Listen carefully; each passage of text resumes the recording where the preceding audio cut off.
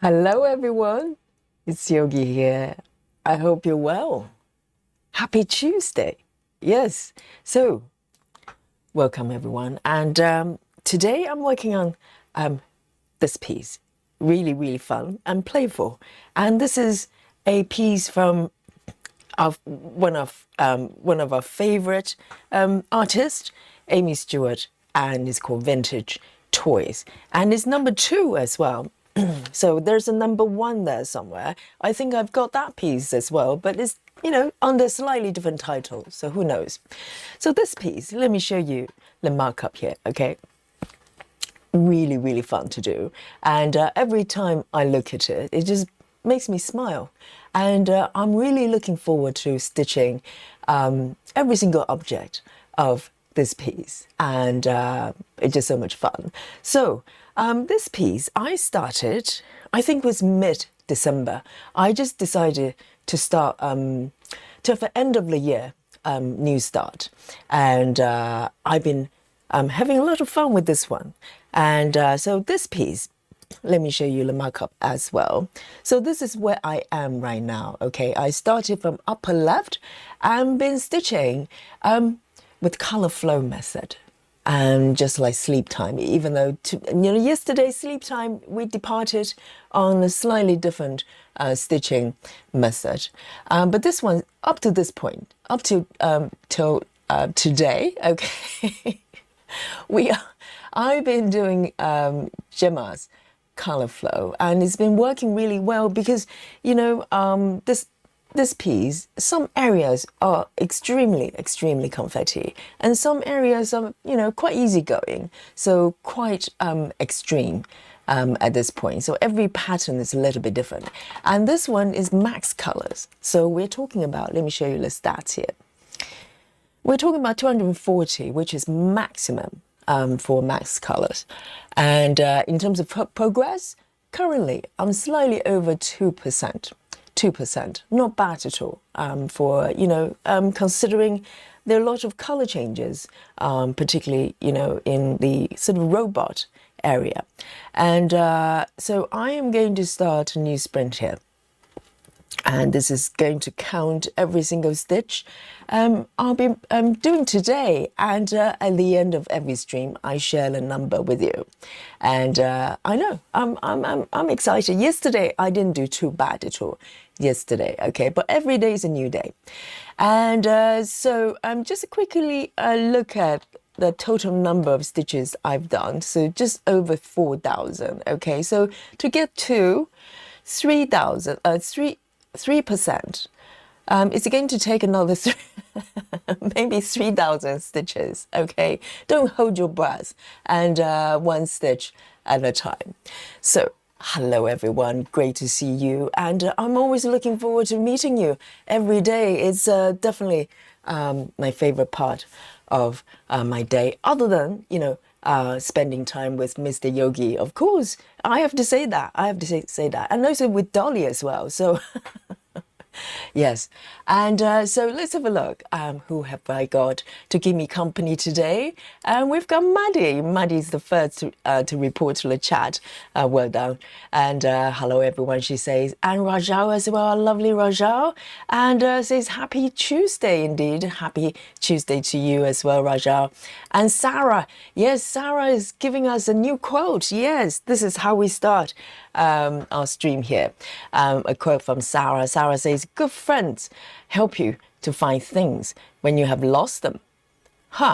And things like your smile. Oh, things like your smile, your hope, and your courage.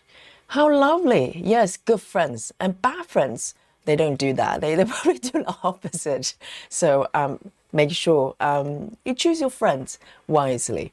Thank you, Sarah, for today's quote. Very, very, very wise. And very uplifting as well.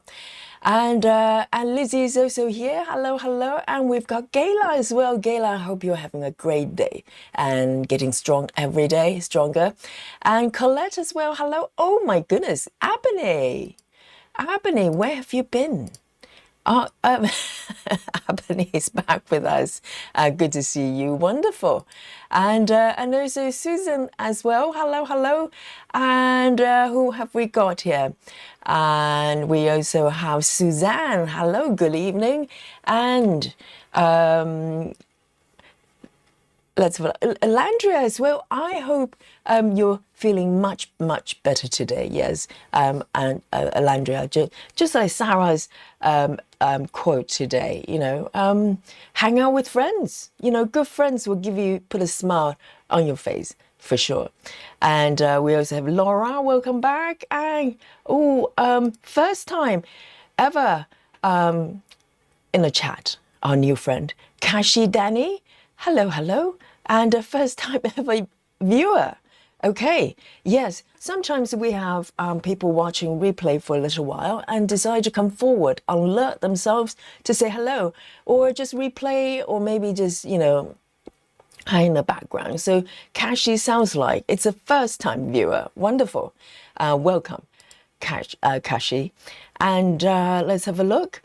We also have Kathy is here in the chat as well, and Guy Lane as well, and Alison, hello, good evening, and Michelle Fuller, yes, one of my favorites. Okay, Michelle, you're the favorite. Don't tell anybody else, okay? And you're my favorite, and who else? You're my favorites, everybody. And Kelly is also here as well. Adri, second time in a row. Be here right on time for the class. Things are improving. Things are looking up for Adri. Well done.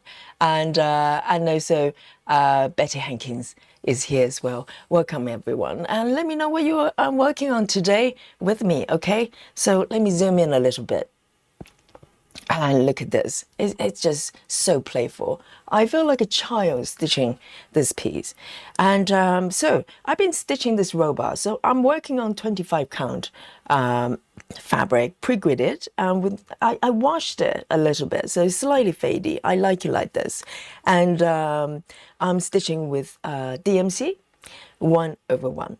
So I've been working on the robot, and also two robots really, but this one is actually part of the book cover, and this is an actual robot toy. And I've been stitching with color flow, and I really enjoy the method. It's been working really well. But since yesterday, we transitioned from color flow to kind of mini cross country. I'm thinking maybe it's time for this piece to have a change of flavor as well. So today, I think, inspired by what Joyce said yesterday, because I almost forgot about minimum to max, min to max method. So today, I'm not so much doing min to max, but what I'm going to do is to prepare the piece so I could do it, because currently I have a lot of part threads. So min to max is basically you block off a certain section. It could be very small, could be very big, and you stitch from the minimum number of stitches based on color. So if let's say 310, it's got 3 stitches, it's at the bottom, and you build up the stitches like that and flow with the color. So clearly, in order to do that, I need to work on my part threads first.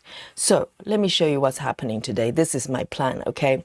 And so I am going to block off this area. And it's quite big, okay? It's quite big. I think in heaven and earth terms, probably at least 2 pages, right? But I'm going to have hard stops around the edges. So this will be kind of my mini milestone completion if I get to finish this area. And the great thing about having clean finish, kind of half finishes around the edges, is that, I can embark on a new journey after that, maybe choosing a different stitching method, so on and so forth. So I don't have to deal with kind of legacy constantly if I switch methods. So this is my plan. So my plan would be, today, I'm going to start working on the part threads and slowly removing them. And once I'm done with that, which is going to take, maybe, I don't know how long it's going to take, but then I will start maybe doing minimum to max. I think it makes sense. And yeah, so you know, slight change of flavor here. You know, since December, every single session I've been pretty much working with color flow. So maybe it's time for a little bit of a change. And once I, you know, move on to other sections, maybe I can start color flowing again. So I'm free to do that. So here we go. This is my plan. What is yours? So let's have a look. Let me zoom in a little bit and bring on my arm view here. So let me lock the area here. So I'm going to just go around and clear them in no particular order. I might just out of the ease of operation, I'll probably start working from the outer edge and moving upwards, inwards. Okay, so this is it. And let me see if I can zoom in a little bit more. I think I'm quite drawn to this area. It's quite confetti. And so, and also I have a few threads kind of coming out of the box there. So I'm going to clear those first and give it a somewhat tidy edges. Okay, so let's have a look.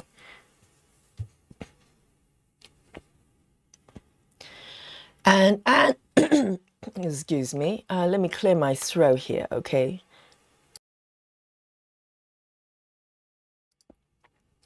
So we also have Anne joining us as well. Anne says, hello, I'm just arriving because I've come from a dentist appointment. No problem at all, we've just started, we're just warming up. And so you're right on time. And I hope everything's well with the dentist. Not not anybody's favorite thing to visit a dentist. So I hope everything's all good. And yes, Michelle, don't tell anybody, just between you and me. Oh dear. Oh no. Yes, Adri is coming in. Well, Adri is bribing. Adri is bribing Yogi. Adri says, I'm also your favorite. Yes, Adri, you're my favorite. Do not tell anybody. You're my favorite. And thank you for your super chat. Dear, oh dear. But Adri's been doing really well, and she's been here right on time. And I hope you really enjoy your new journey. Yes, I know. If nothing works, just bribe, just throwing a super chat. Yes, it's working, Adri. You're my favorite, okay? Do not tell Michelle, okay? Just between you and me. Here we go. So let me clear out this thread as well. So I want to clear out everything outside the boundary, which is here. And I'm going to have a half finish here, okay?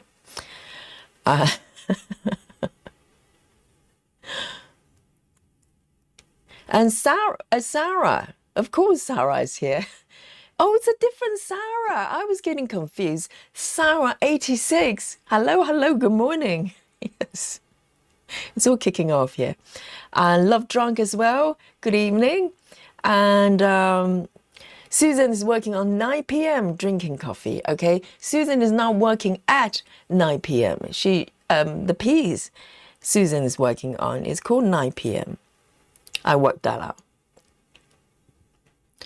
Okay, so let me have a look. So with this one, I'm gonna just clear it. I'm gonna just end it. So let me find a way to do it. And it's always exciting when you are when you kind of switch methods. So I think I'm always trying to kind of change it up before I get kind of bored with anything. And I really love color flow, but I've been doing a lot the last couple of months. So it's time to kind of change it up a little bit, doing something different for this piece. Hey Joyce, hello, good to see you. Joyce is my favorite as well. You're my favorite. Do not tell anybody, okay? Adrian's... Yes, yes, Adrian's strategy is working. So part two, Adrian's come in with another super chat and says, I have to use all methods to become the favorite. Oh dear. Yes, you're my favorite. You're my favorite, Adrian, with the second super chat. Here we go. So, and this one as well, this blue stitch is outside the boundary. So I am going to clear it out off as well.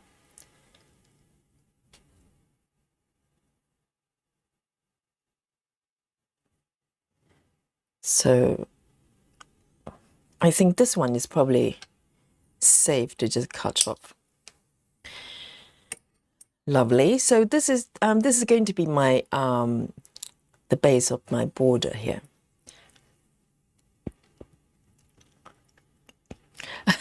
Lizzie says there's plenty of yogi to go around. Indeed, yes. Absolutely. There's enough yogi for everybody.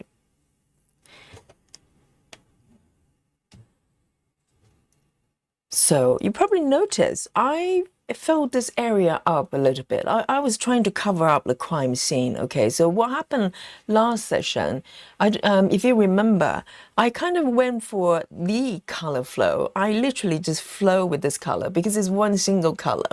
And I was kind of experimenting to see if it's going to work out color flowing this way. And I decided it didn't work out very well because it became quite clumsy stitching the area inside. It kind of lost like kind of color flowing spirit. I was just filling in the area in the center. So now I've learned, okay, if I do flow this way, I want to maintain that openness, you know, in a kind of diagonal direction. So that's kind of what I learned. But it was worth trying because, you know, if you push the definition of color flowing, literally I was doing that. But it just didn't work out very well. So let me see what this color is. So today is going to be quite interesting. I'm going to just going around stitching the part threads.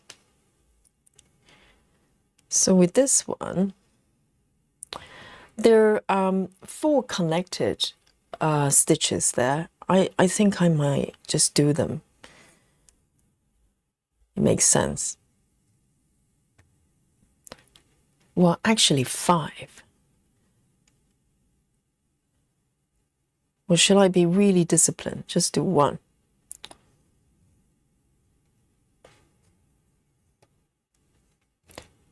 Okay, I'm going to do 4.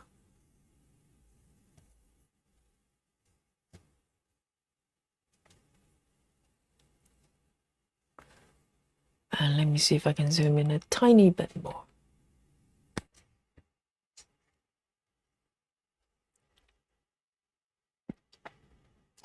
Kelly says the robot looks great, Yogi. I did some stitching on Winter Queen yesterday and today easy block stitching, but mostly white and 762. Which one is 762? White sends chill down my spine. Whenever someone mentioned, you know, stitching a large amount of white, my knees just go a little bit weak, you know.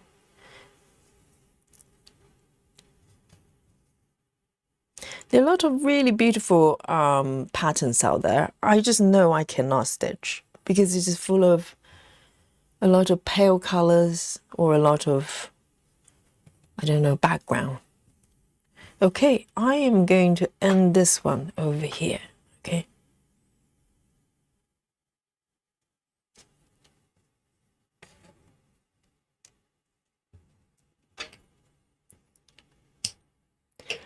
Um, 3799, 3799. I'm going to pull it back.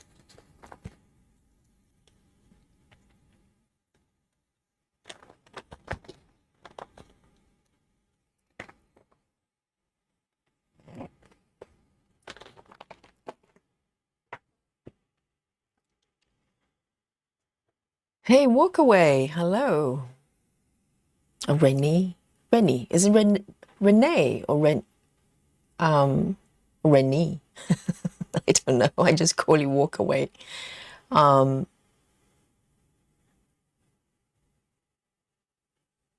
Clara, hello. Clara is also here in the chat. So 762 is very pale, silvery grey. So Kelly, you've been stitching white and light grey. Why? Why? Okay, I'm gonna pick this one under here.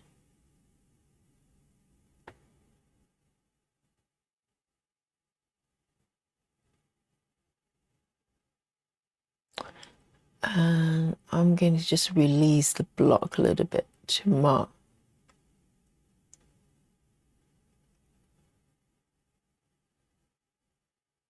Whoops.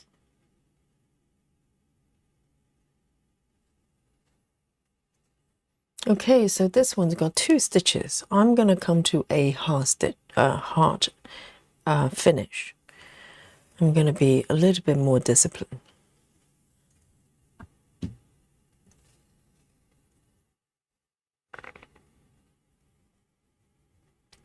Alison Rennie says, working on creepy doll, baby doll. Yes, I saw that picture. Thank God. It wasn't very scary, just a little bit scary. Yes, it's very, very unique. And that's the piece Alison's working on. And Alison says, forgot how much I love this piece and how pretty the colors are.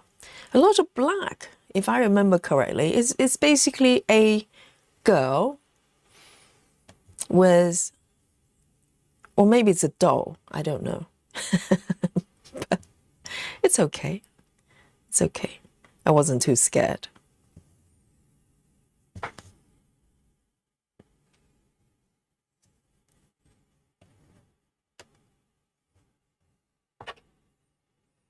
Here we go. 964, 964.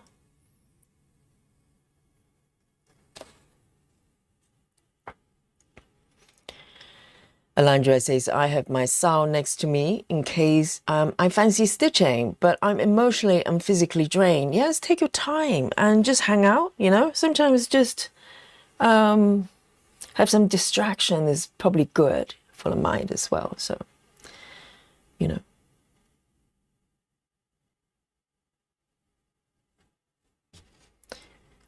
This one's 169. Just one stitch, and I'm going to end it. So a lot of thread ending today.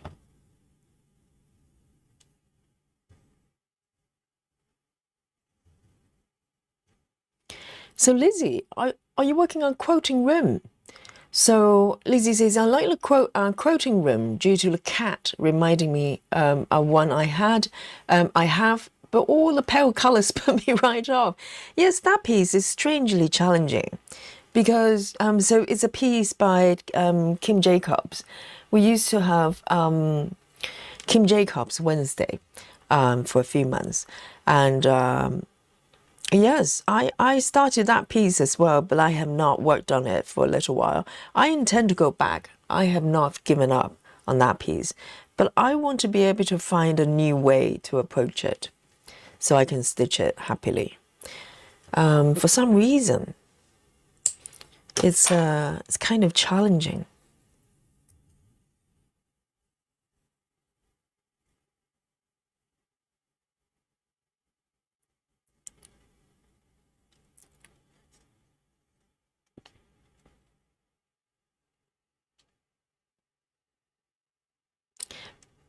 Says walk away says Renee. Is it Renee? Rhythms. Walk away, Renee. Walk away, Renee is a song. Oh, is it? There you go.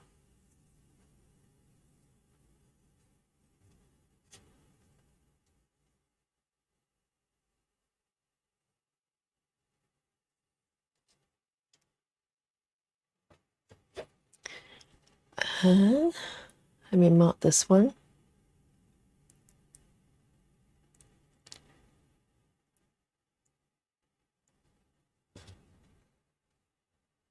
So this one's 3/860. So this part is extremely confetti, but worth it because it's, you know, creating a lot of details.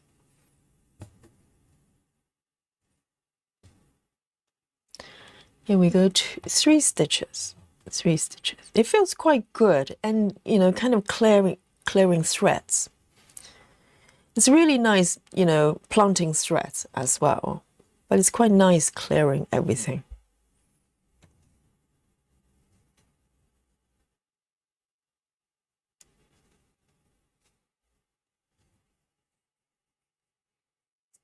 Hey, Sola.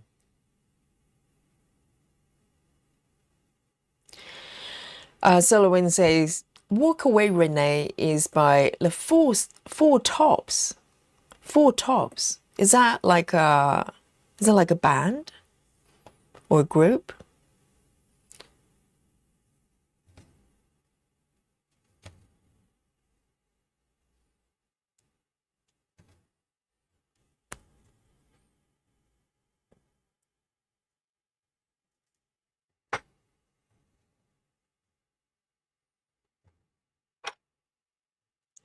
There. 3/860. 3/860. 3/8.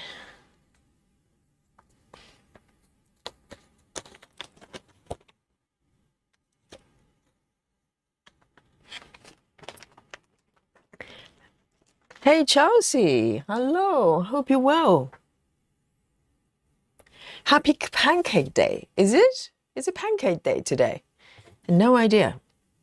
Every day is some sort of day, isn't it? I bet. You know, if you look into it, every single day, if you Google it, it's probably some sort of day somewhere, somehow. This one.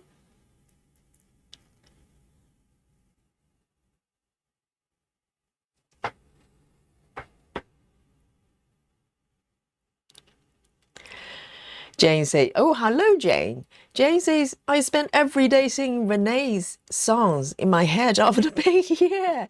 Wow. So everybody knows the song. I don't know what the song's like. Is it a new song or is it old song? I have no idea.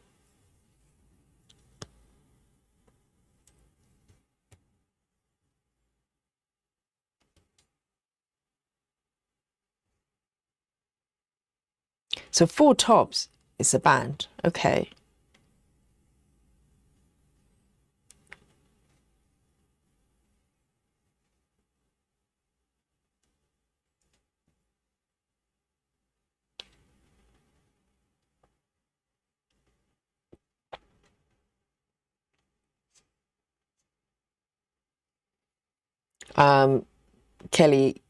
Kelly says, "I'm only nearly 57, but I was raised by boomer parents, and I know damn well who the Four Tops are. Yogi must be a lot younger than me. I'm 37, so how old is the band? When are we talking about?"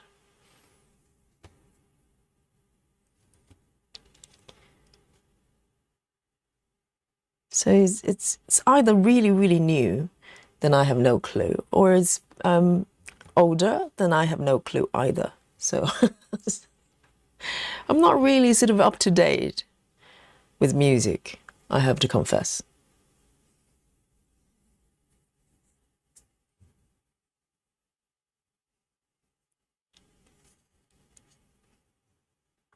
Oh, it's Motown. Okay.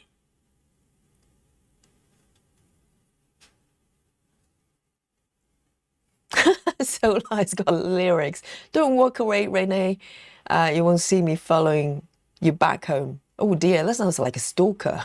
So I won't be stalking you, basically. That's the lyrics. What a relief. Sounds like a threat, you know. "Hey, walk away. I won't be following, maybe."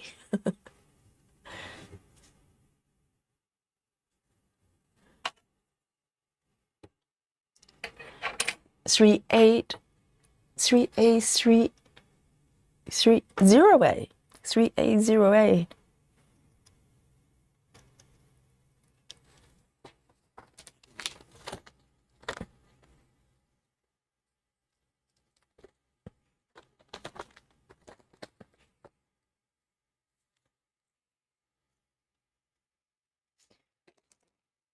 Oh, there you go. Lizzie says, I'm 45, never heard of this song. My parents might be a bit, but I do not recall ever hearing it.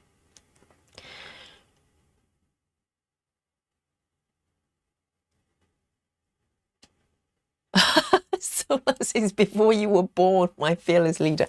Well, okay, so the song is really, really old. Okay.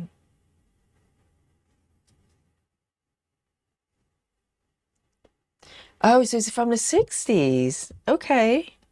No idea. But if it's really, really new, I also have no idea because I just haven't been following anything music-wise.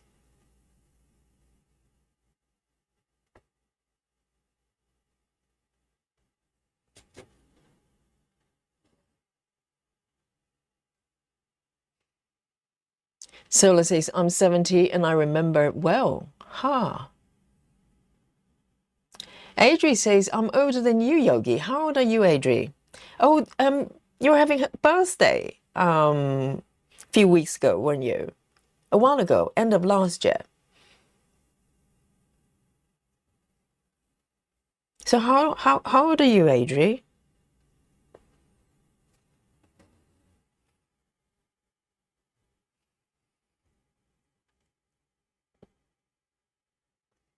Sola says, no, he's begging her not to leave him. Yes, but look at the lyrics. Let me have a look. Do not look back or something like that. Oh, don't walk away, Renee. You won't see me following you back home. Sounds like a threat. Do you not think? Don't walk away. Basically say, do not leave me, okay? But if you do, you know, I might just follow you and stalk you for the next 10 years. Oh, very scary.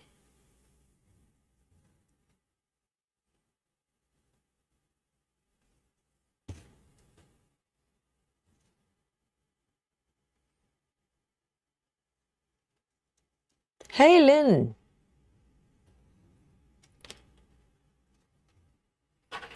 So this one's 972. 972. 972.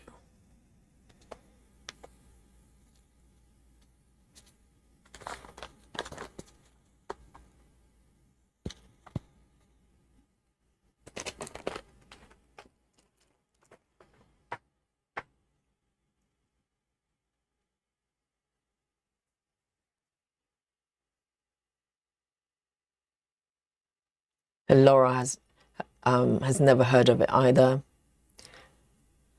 Or maybe it's the genre of music as well. Maybe if you're not really into Motown, that type of music, maybe, you know, you're just not aware of it. Unless it's really, really popular, you know.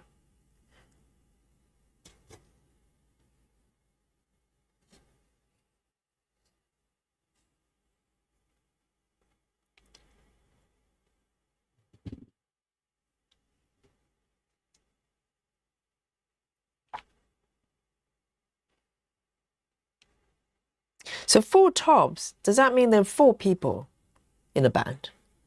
Is it well it is?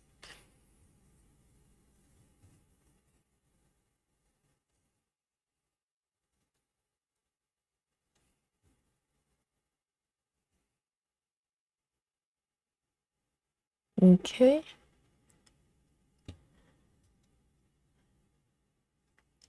3799. I'm going to end it as well.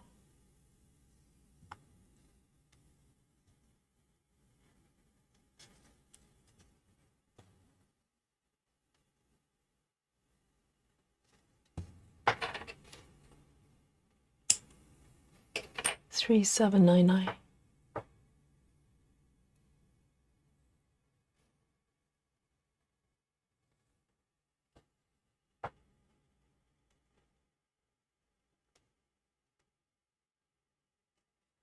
Three.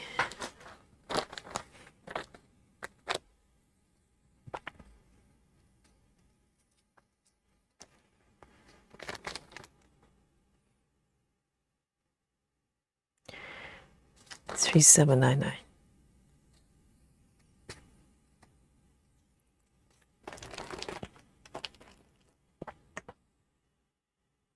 Adri says I'll be 39 in August. So not that different. Not that different.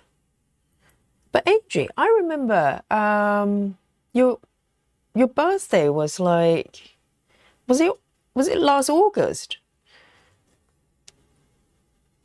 Because I remember we said happy birthday to you. But I don't remember. Maybe it was the last August. I can't remember. Time flies.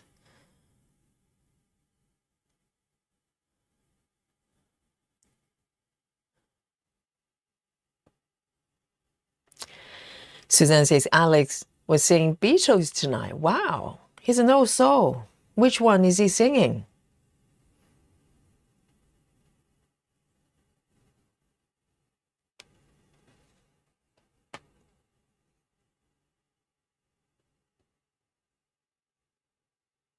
And this one is 783. I only have one. Oh, 3 stitches. 3 stitches.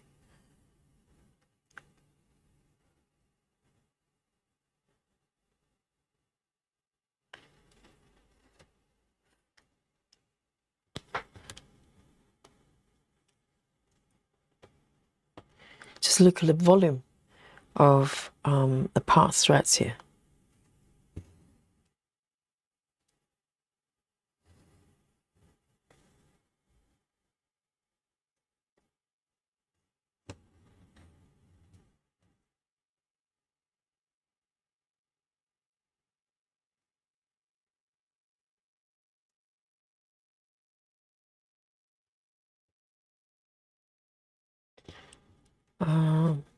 I need to do a yogi move because there are 2 more stitches over here.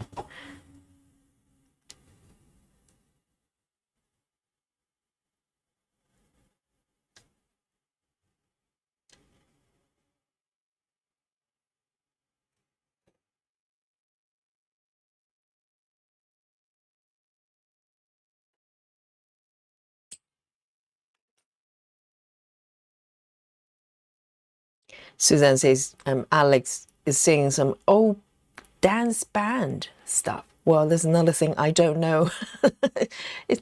Is it a genre or is the name of the band? And so it's in Swedish. Oh, interesting.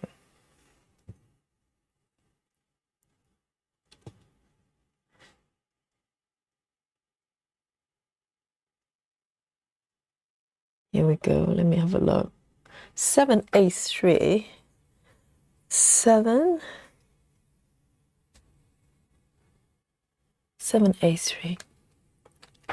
Let me take a sip of my coffee. Let me know what you're drinking. Your power drink.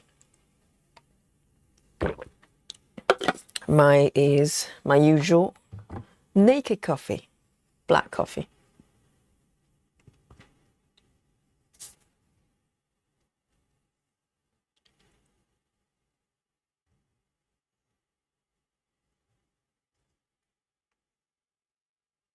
Wow, everybody knows when walk away, Renee. Chelsea says, I'm about 200 stitches of 50% of my heartwarts whip. 50%, that's half. That's a big, big milestone. Congratulations.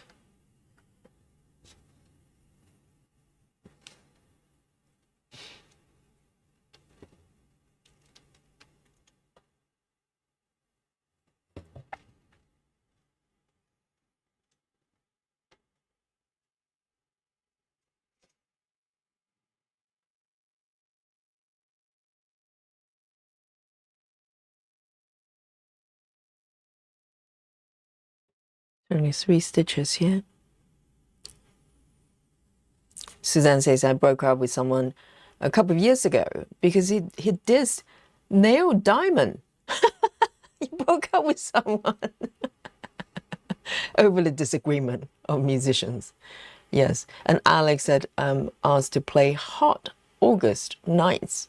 And I said, how great taste. Is it from Neil Diamond? Neil Diamond? Is he like... I will not... I haven't...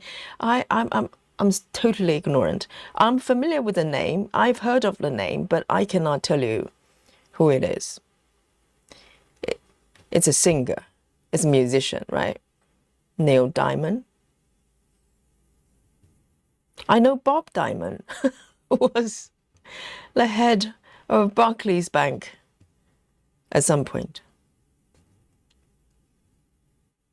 Because it's, you know, really, really unique surname, isn't it? Diamond.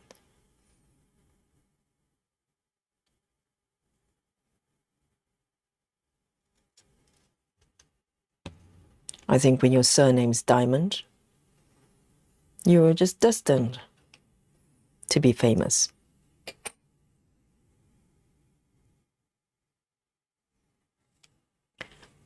Uh, 741.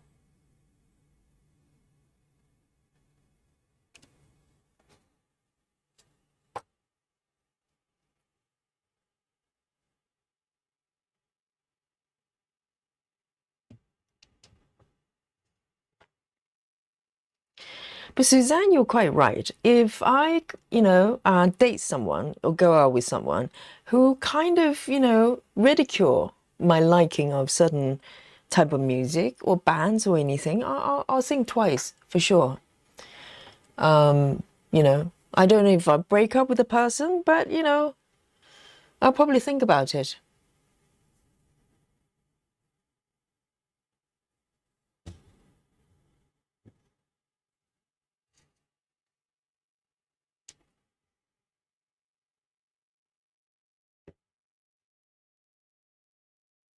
Kelly says so.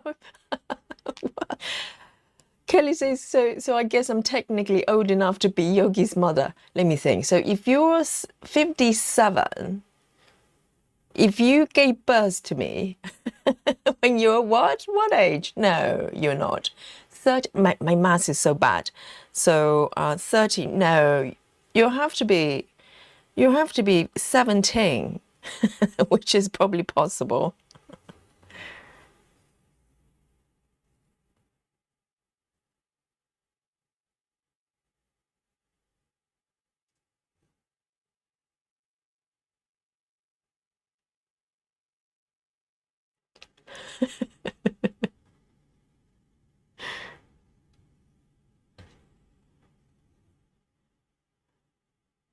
Oh, Alex is singing Yellow Submarine. Wow.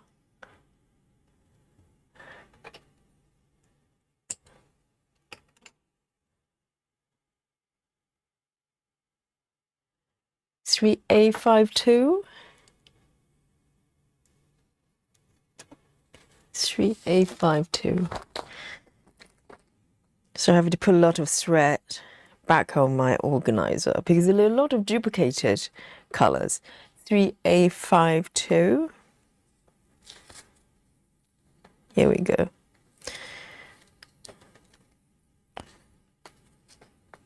I always try to save every bit of thread. I do not like to waste them. Hello, Rose. Rose is reporting from the work club. And Rose says in a few hours, I'll be able to join you. Yes, something to look forward to. Great to see you, Rose.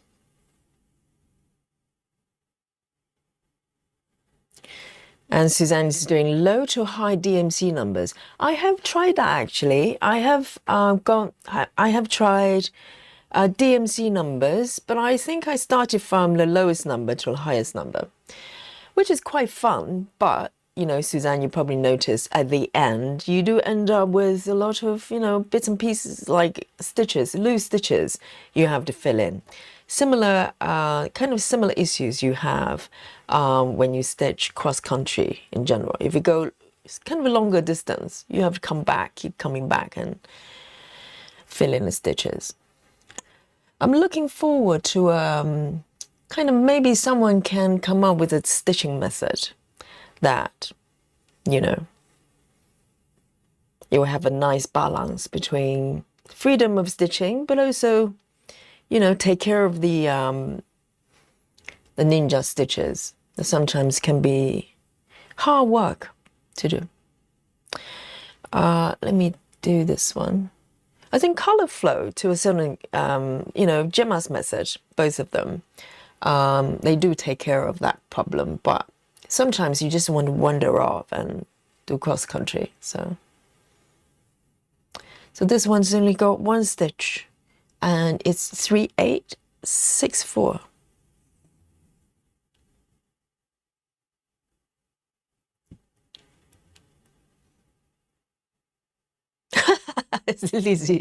Lizzie says, I lived in a place called the Forestine, and we used to sing the country accent. We all live in a yellow spa summary. Oh dear. That's quite fair. You localize it, you know, why not?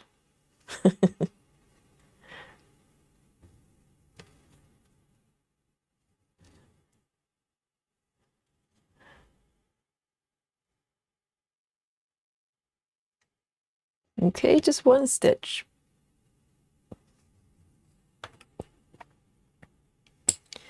3-8-6-4. 3-8-6-4.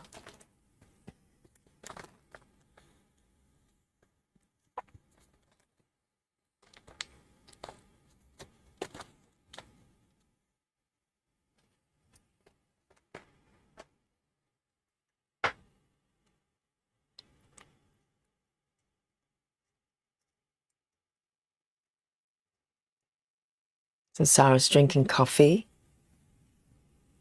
Sola says I'm old enough to be everybody's mother. Sola, did you say you're 70? Oh, still young, absolutely. You know, the other day I saw this YouTube video of this lady who I think is in her 90s, maybe 94, and she's one of the fashion models.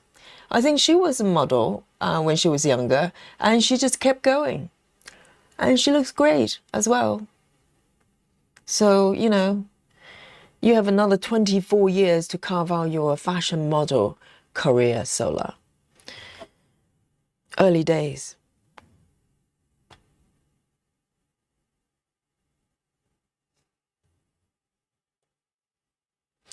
Suzanne says, I hit 92.5. Ponyo today. Which piece is that? 92, that's almost finished. Yes. Oh, we have to know when you finish it.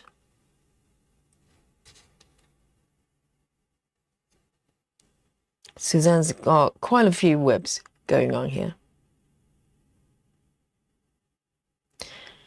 And Walkaway's drinking sparkling water.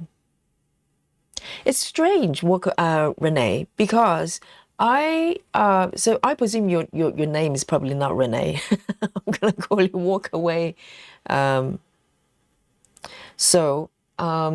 some reason, if I go to a restaurant, if I sit down and order a bottle of water, I always go for sparkling.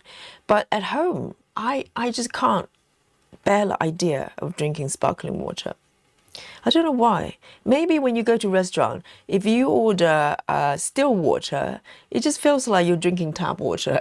So you feel like you have to, you know, have something extra.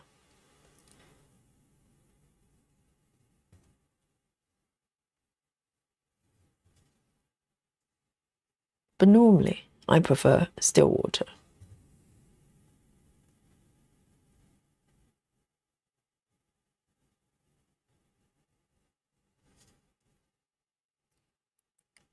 One, two, 1, 2, 1, 2.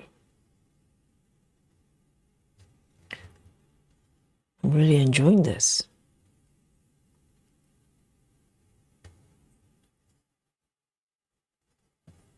Just one stitch.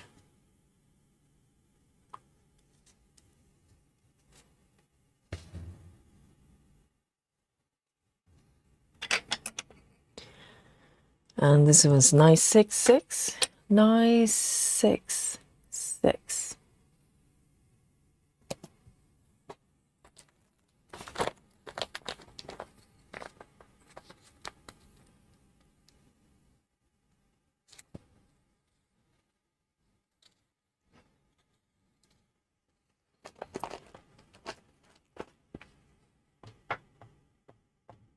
Oh, I'm way behind, so allow me to skip forward a little bit.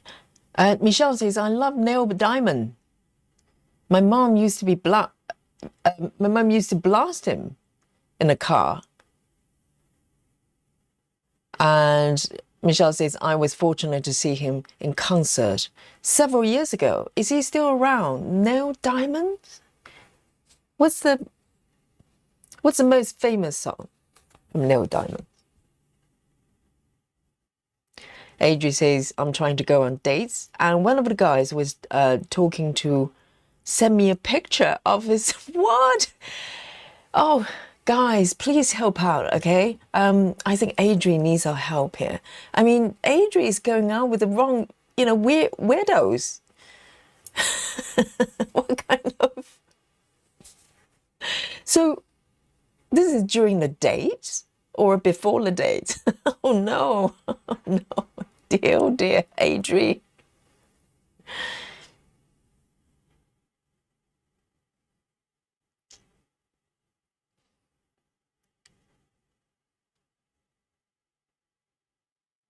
Chelsea says, I'm glad to be back with you, Yogi. I had a few days off stitching while away with my husband for my anniversary. Oh, that's right. You were celebrating your anniversary, weren't you? And he did, however, treat me to a trip to Hobbycraft. Hobbycraft, where did you go? Because Chelsea is in the UK. And is Hobbycraft in the UK as well? Or did you go abroad? I've never seen a Hobbycraft shop. I just presume it's American. And congratulations to Chelsea.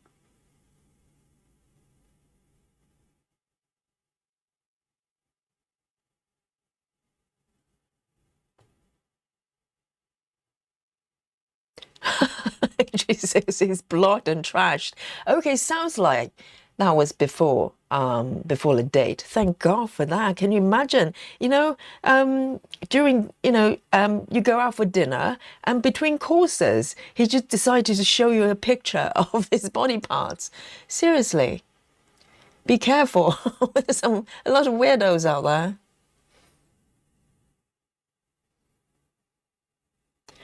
Hey, Renelle, right? Ring runs stitches. I remember. I saw your comment. Ring is actually, is it Renelle? Am I correct? I have no idea.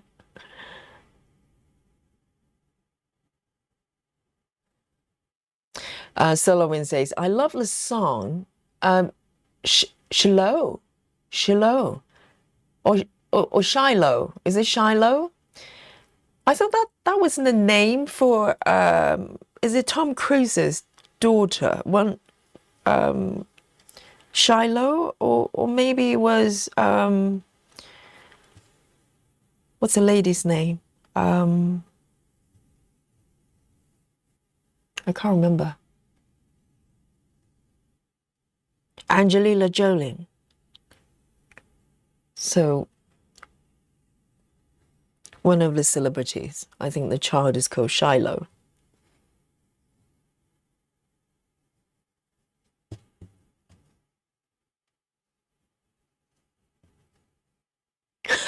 Yes.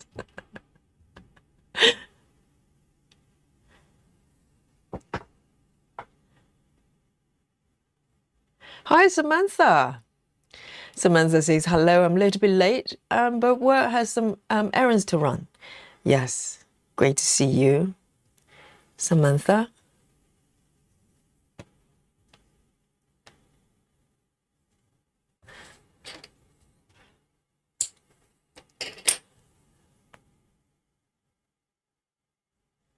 3042. 3042.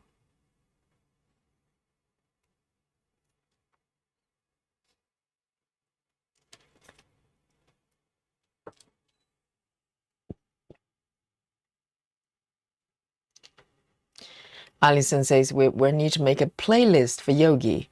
Broaden her musical knowledge. Indeed.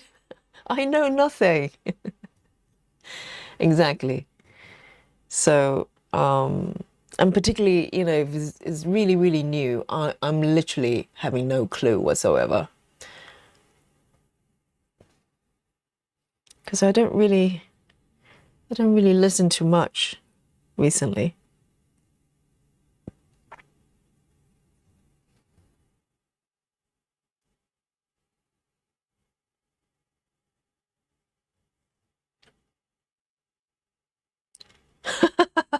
Michelle.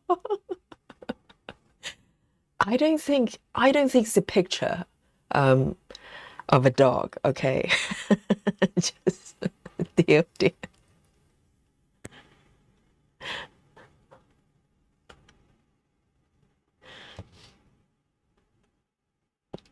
Suzanne says, when I do low to high numbers, I skip the ones with a lot of stitches and do those last.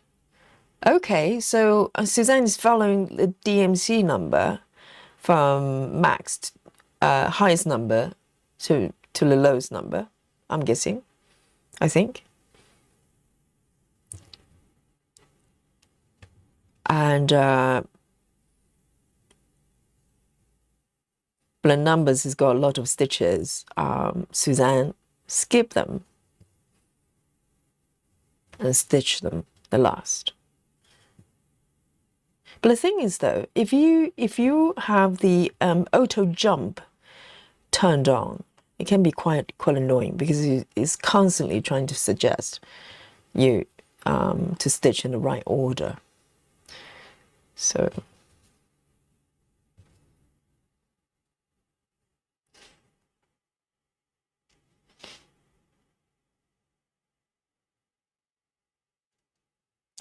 Lynn says, Yogi, my friend, split up with a partner. He got a house, so he played to her. Winner takes it all. What? Oh, that's so cruel. That's not nice. That's not nice at all. Oh no.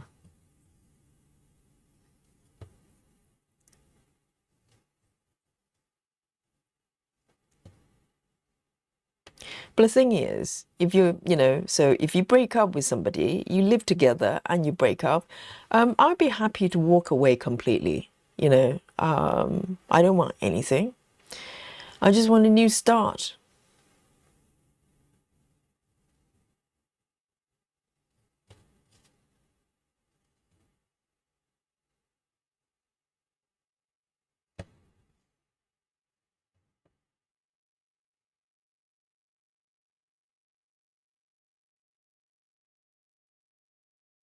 Okay.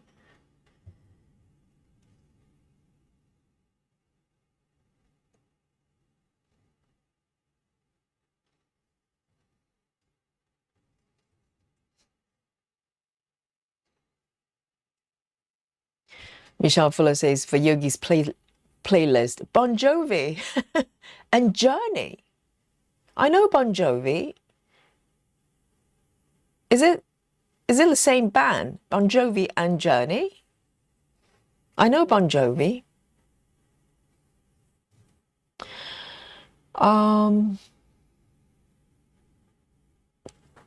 Let me take a sip of my coffee.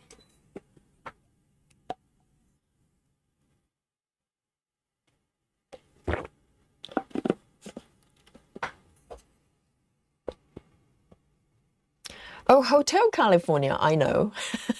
Lizzie's my favorite song. Yes. Once you enter, you can't leave. Ever. Sounds like a horror film. I wonder if it was based on some sort of story. I wonder. Sounds really, really dramatic. Sounds like Shining. Do you not think? Hotel California. Like Shining. You enter and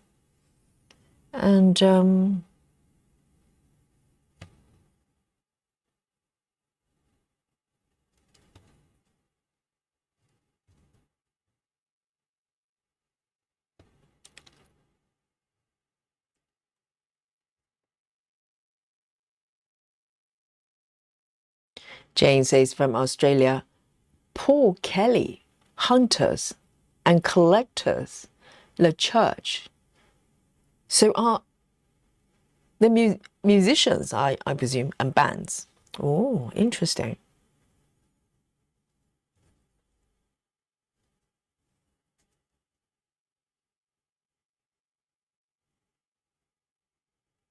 Exactly, Sola. It's time to start the fashion model career. Start today.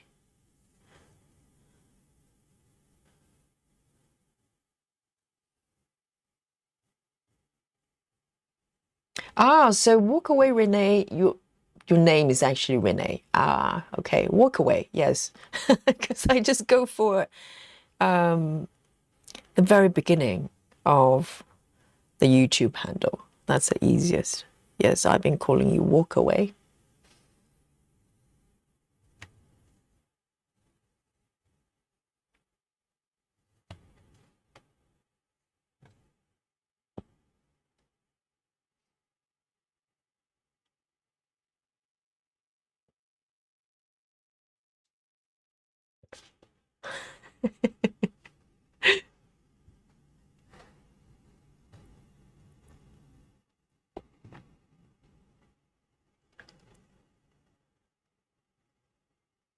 Sweet, sweet Caroline. I think it rings a bell.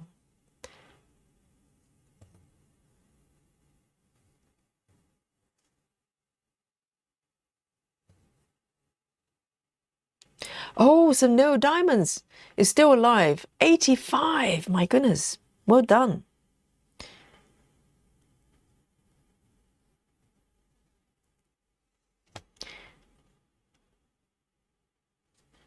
'85.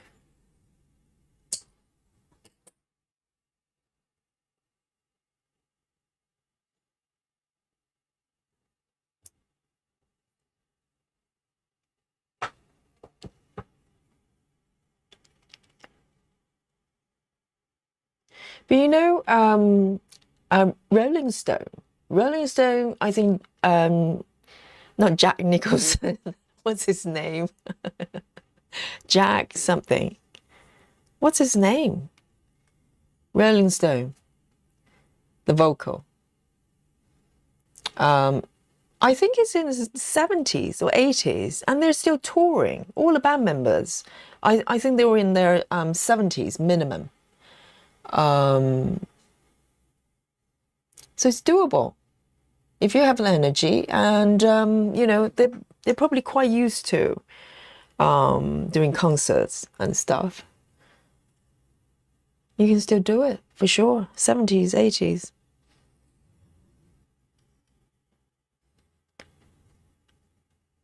Mick Jagger, that's it.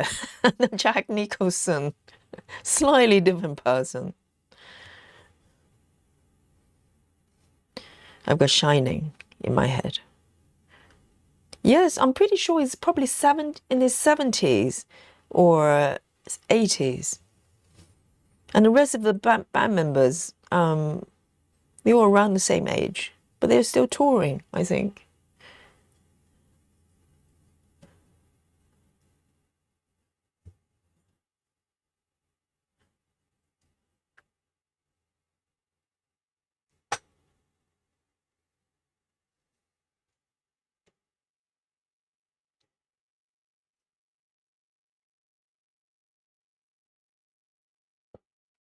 Hey, Mandy Moran. Oh, Mandy says there's a hobby craft in Rumford, Essex. Oh, really? So hobbycraft is American, isn't it? Or not?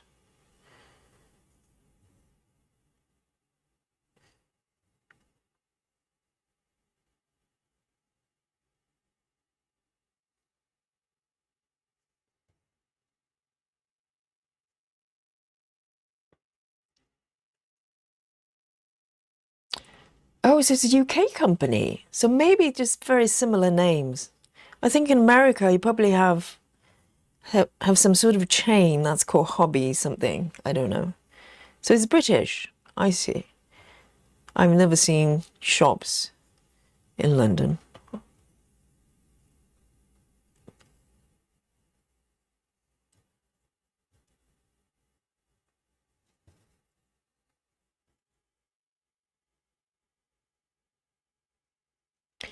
Chelsea says, referring to hobby crafts, there's a few up north.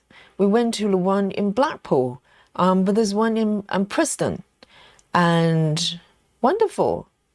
So I hope you have a good time. Did you go for a mini shopping spree? Some sort of, go in with a basket and come out with 2 trolleys.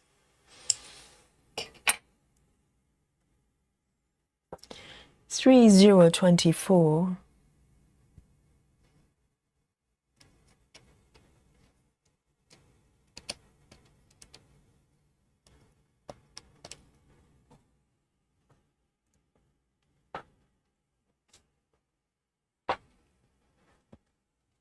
Oh, it's ring. So was it you, Ring, Runs and Stitches, commented on YouTube? Maybe it's a different name. I'm so confused. Sincere apology. And Eric Martin, hello. Welcome. And says there's always great atmosphere in the chat. I love it. I know, it's so lively, isn't it? It's lovely.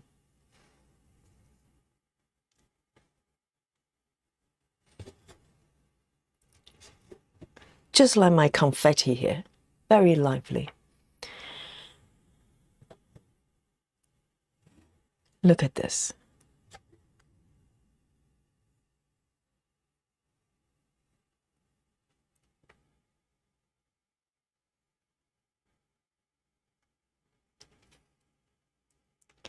Heather House, hello. She says, greeting, friends. You're just youngsters. I'm 77. Oh, you've beaten Solar. Solar. Wonderful. And Kristen is here in the chat as well. And Needles keeps me busy.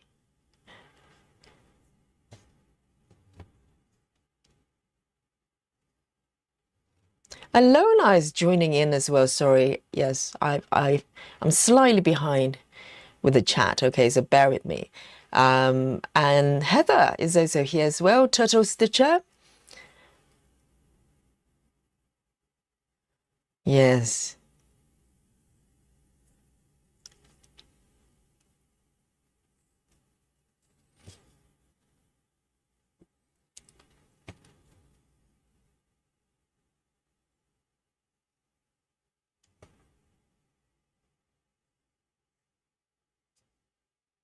Susan says, you're leaving your craft supplies, Yogi. What do you mean, Susan? What do you mean by that?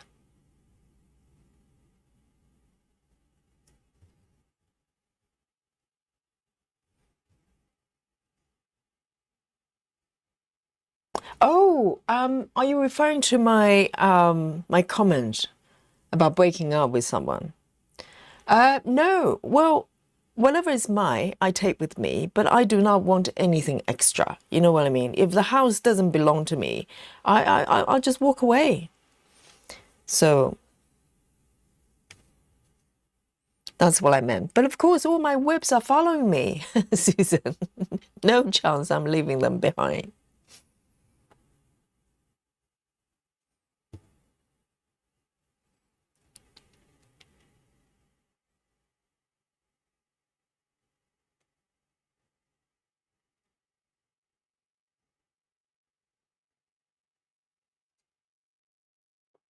Lynn says, Yogi, it's sad how love can turn to hate. Yes, unfortunately, as a true crime fan, it's not the right word, but very often, For murders and stuff, there are only mostly three reasons people commit murders. One is money. The other one is love, some sort of jealousy, grudge. And what's the third one? I'm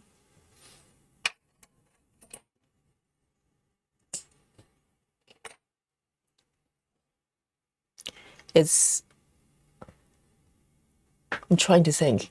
Yes, it's money, jealousy, some sort of, relationship thing, or grudges. Yes. So three different reasons, main reasons. Majority of the crimes, sometimes there are some random crimes, but very, very rare. Majority of the crimes are committed because of the relationship, and grudges and relationships kind of overlapping sometimes. It's complicated, isn't it? 931.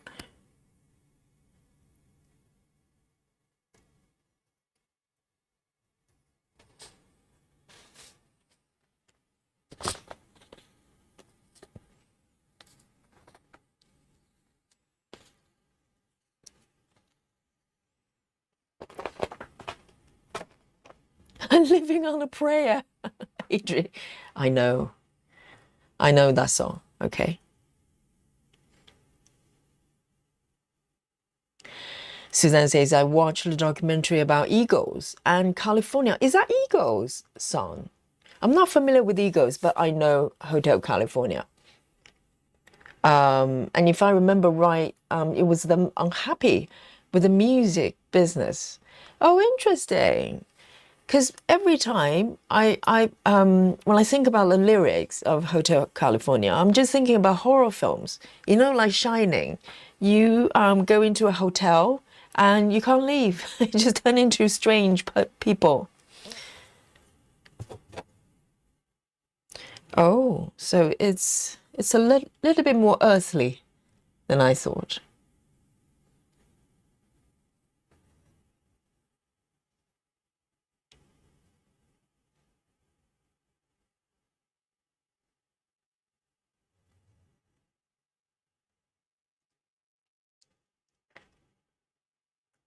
So Lizzie has never watched The Shining. You should. It's very, very, very scary. Very, very scary, but it's worth it.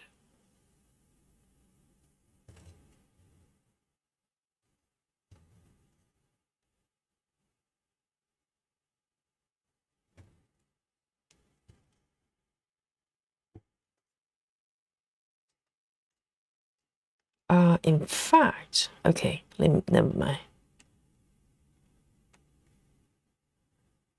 Do I want to take my thread over here? Hang on. One stitch over here.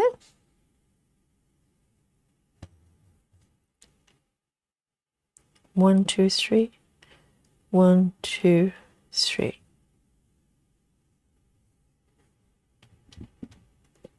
Hey, Chrissy.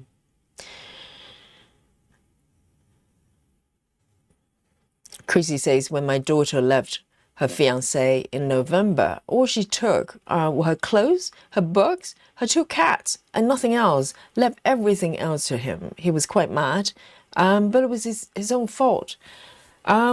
Yeah, I think, breaking up is hard enough. If you're going to fight over things, I think pets are probably more complicated. It's like children, isn't it? Who owns whom? So having pets together is a little bit risky. I always claim Dolly's completely mine, 100%. I don't care what happens, to the relationship. Dolly is with me. So I think it has to be very clearly defined.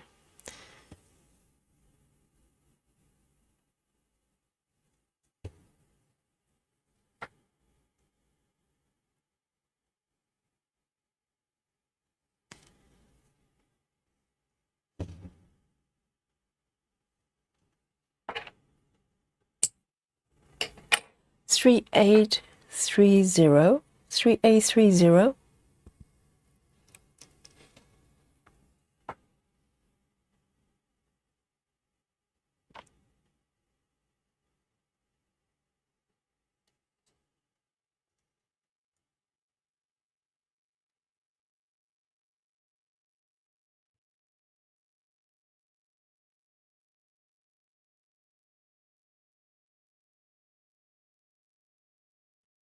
Let me see.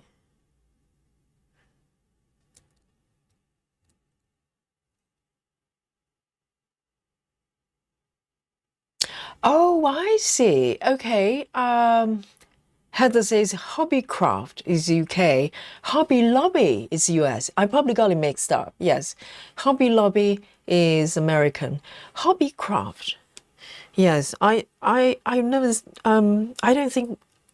I'm not sure about London. I don't know whether they have shops in London, but right. I probably got mixed up.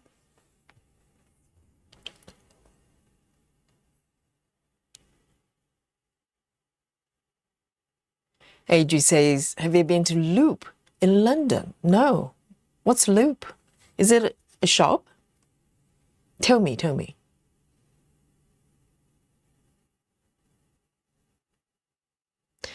Chelsea says, I got 2 new Dimensions kits, new snips, fabric pen. Oh, from the shop. Yes, some 18 count and few bits for the kids. That sounds very nice. And Dimensions kits as well.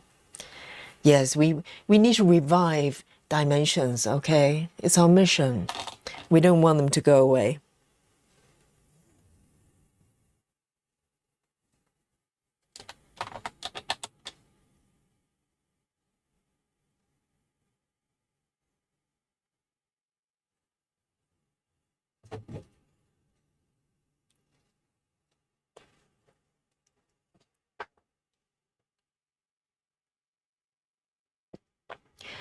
Walkaway says, I'm stitching 14 count today. It feels nice on my hands and we're having some trouble today. Yes, I love 14 count from time to time. That reminds me, I need to give my 14 count projects some love. I have not worked on them for a little bit. I mean, recently, I'm just really into 25 counts for some reason. Because for a while, I was really fed up with 25 counts. But recently, I really love 25 counts. But I love to go back to my 14 count projects and do a little bit more.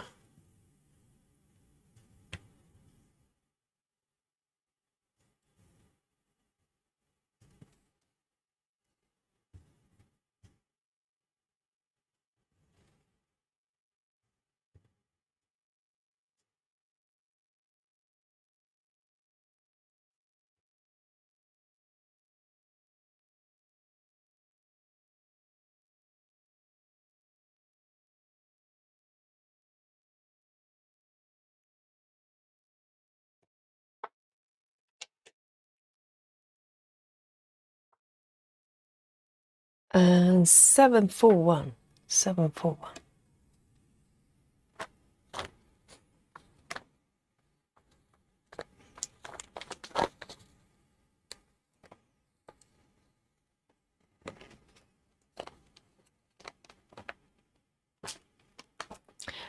Suzanne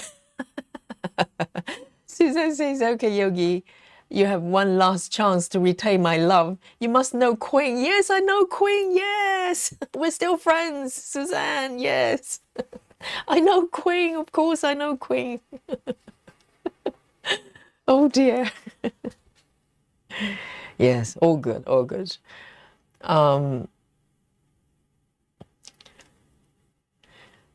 Rose says, love how this craft and channel can bring so many age groups together. Yes, Rose, I don't know whether you're here when I show my channel stats to everyone. And, you know, it's interesting. It's like all age groups, even split. It's very interesting. It's like people of all ages from, you know, 20s and some actually teenagers and up to 7 plus, 80, whatever. All age groups are even split with this channel. It's very interesting. Because majority of channels, majority of content probably have a dominant, you know, age group. We don't. This channel is totally even.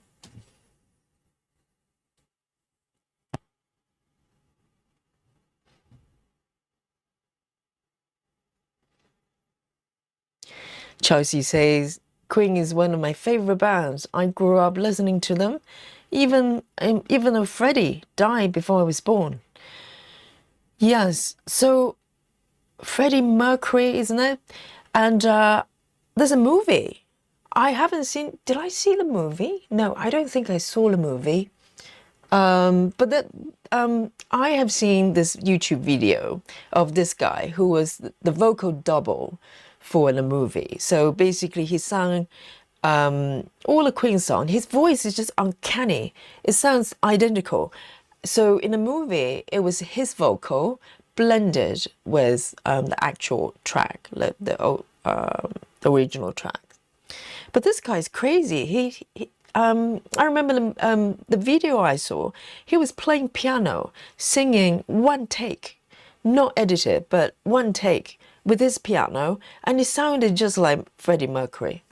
It's crazy. You can probably look him up. I can't remember his name, but if you look up Freddie Mercury, maybe vocal double or something like that, he will come up. And he's quite young as well. I think he's probably in his early 30s. And it sounds just like Freddie.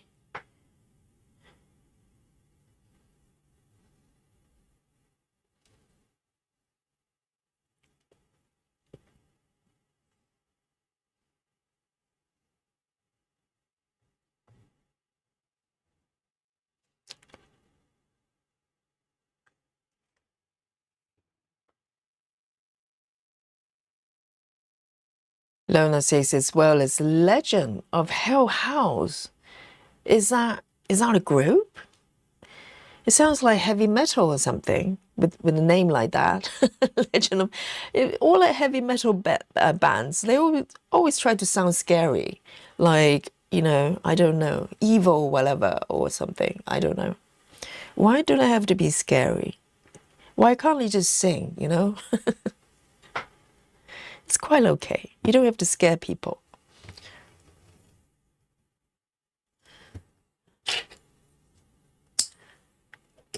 472.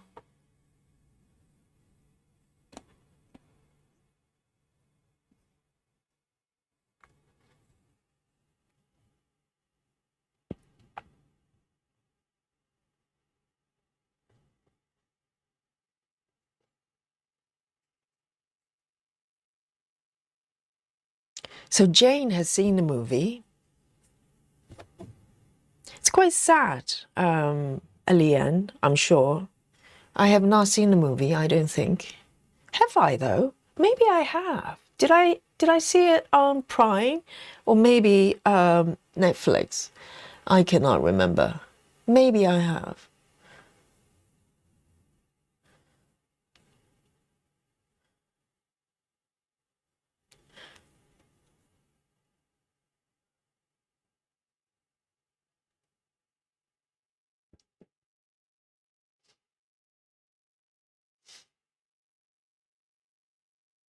Lona says, Yogi, my mom brought me her very first cross-stitch project, finished last night.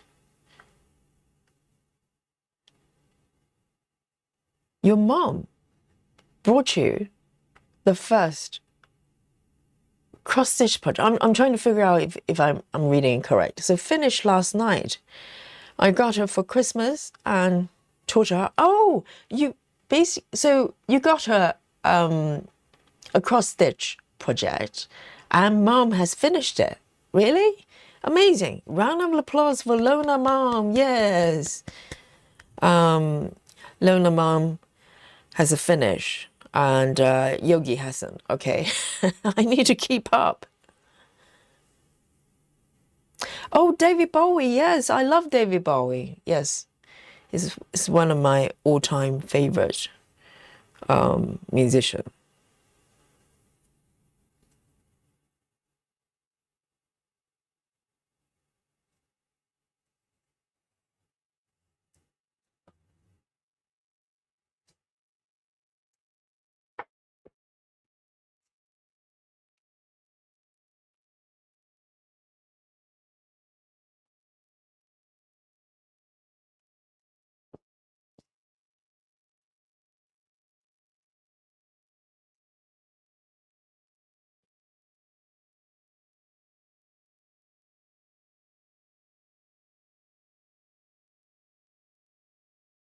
Solar says, Yogi, were you talking to me? I don't know, Legend of Hell House. Stay away from satanic metal. Wow. So someone mentioned the Legend of Hell House. I'm just wondering whether it's a metal band or not. Sounds like it could be.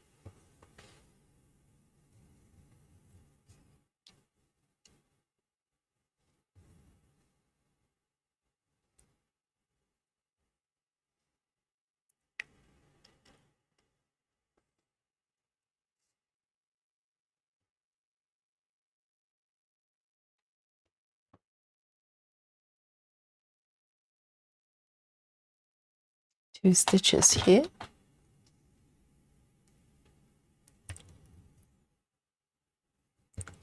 3 0 1 2.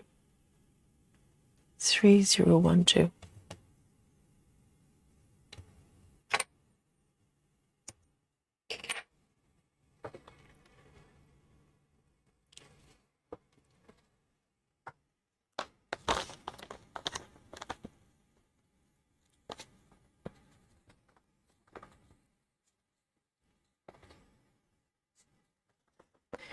Three zero one two.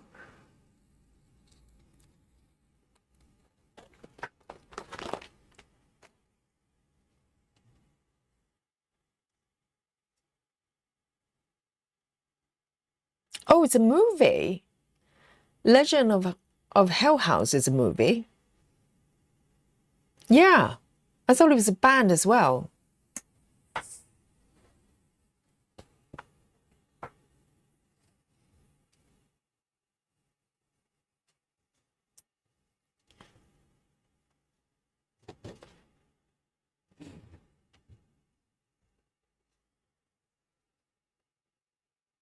I'm still waiting for a really, really good thriller, or maybe thriller sci-fi, like mystery type of movie.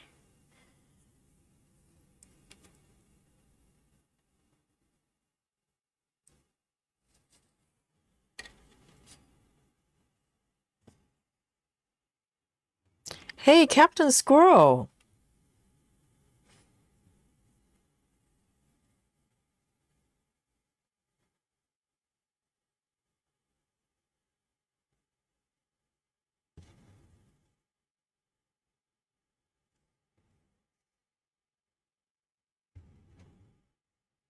Just one stitch. A lot of ninja stitches around here. Well,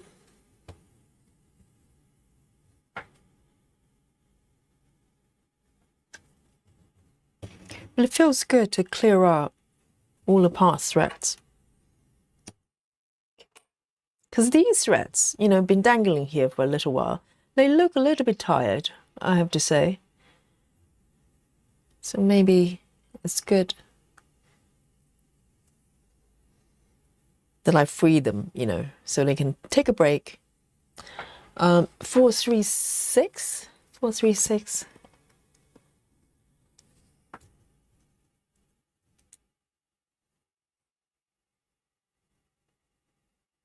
Jane says, I'm waiting for Project Hail Mary as I love the book and I'm looking forward to seeing how they portray as a certain character. Is it sci-fi or some sort of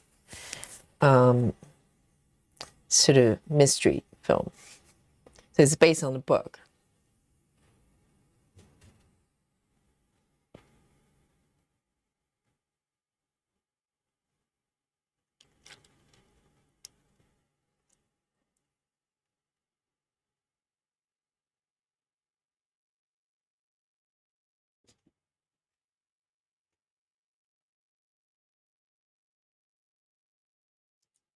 Oh, look at this. I just want to show you the confetti level of this chart. Look at this. Look at the past threads here. Just within maybe less than 30 stitches. Just a number of past threads. All the different symbols. They're not kidding.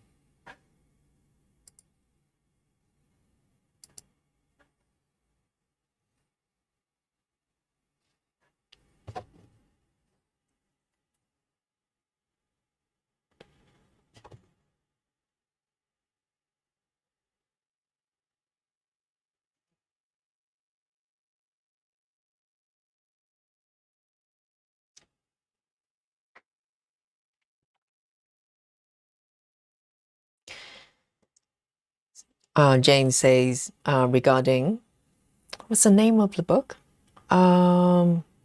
Project Hail Mary. Set in space, but one of the characters is my favorite character of all time, Andy Weir. Is where? Andy Weir. And the author writes science and space in a very readable way. It's not normally my thing. Is it an old book or has it come out recently? I like a good sci-fi, you know. Not too scary. A little bit scary is okay, but I like mysteries. You know, suspense.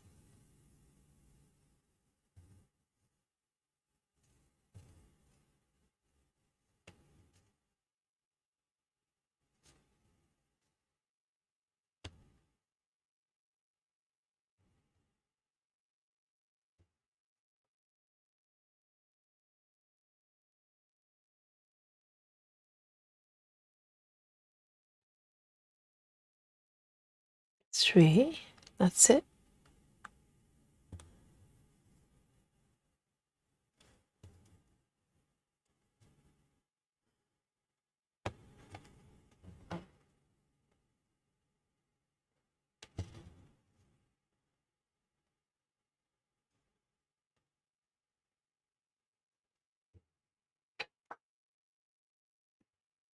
Seven, three, eight.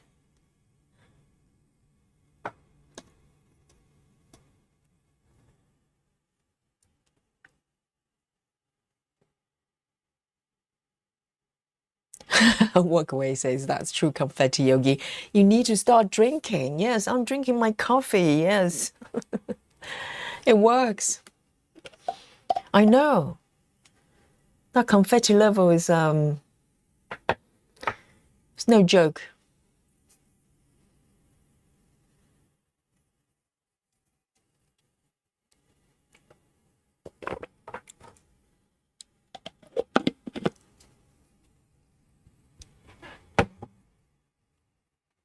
Solar. Oh no. Oh no. Not me, okay, guys. This time is Solar that opened the can of worms here. Okay, Solar is asking, Yogi, do you like Star Trek? It's quintessential sci-fi. Which one is it? Is it Star Wars or Star Trek? It's not me this time, okay, guys. This is Solar. She started it, okay? Go. Discuss. And Lona says, Yogi, you should read Do Not Harm by Greg Hurwitz. Is it scary?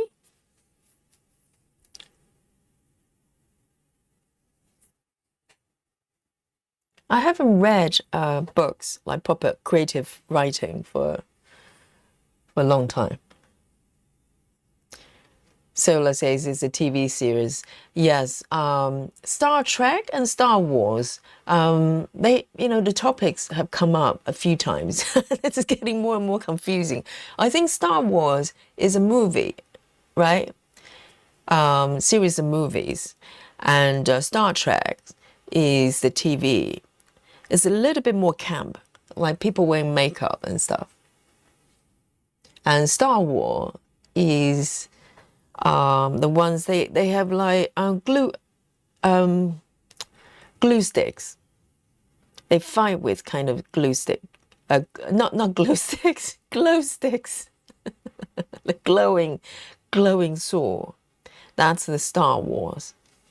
Am I correct, guys? Have I got it right this time?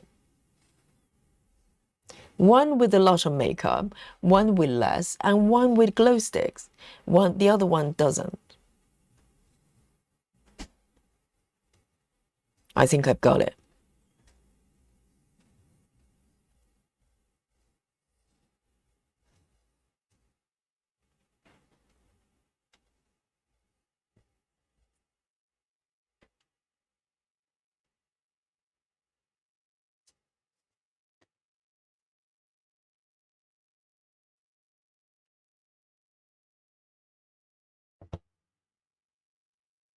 Okay, so this one's 3822. Going back. 3822.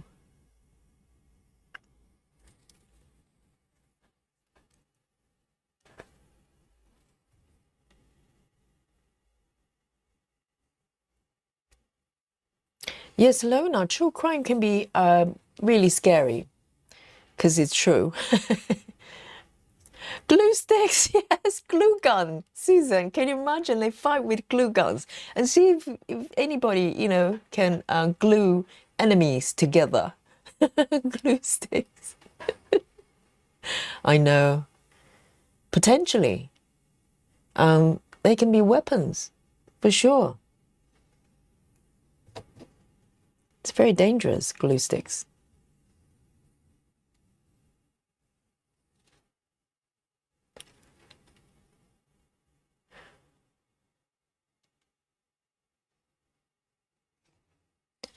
And this one, of course, only one stitch.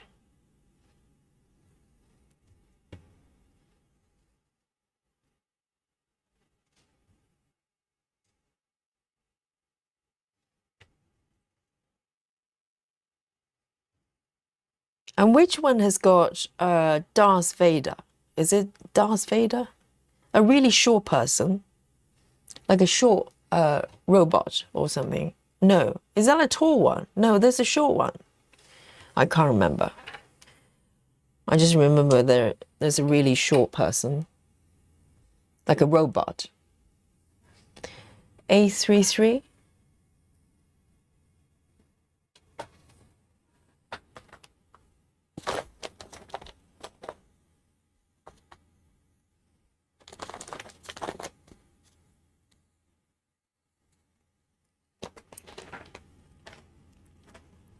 Star Wars, Jane says. Which one? All right, all right.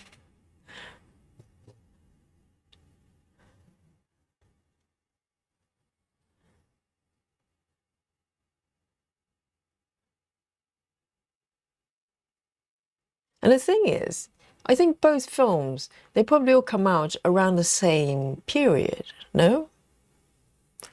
Maybe around the 70s or something. It's a little bit like Harry Potter and Lord of the Rings. They both, became really, really popular around the same time. So in my mind, I kind of link them together in some way, even though they're kind of very different films.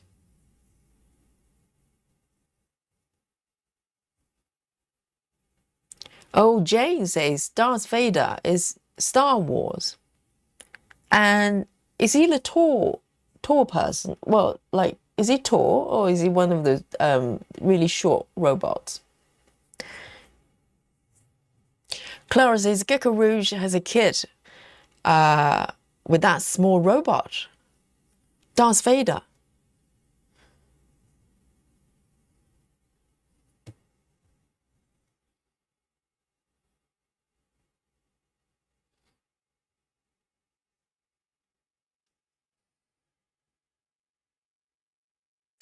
Susan says R2D2 is the short robot. Darth Vader is the bad guy. Oh, Darth Vader is the baddie. So the short one is called R2D2. That's a mouthful.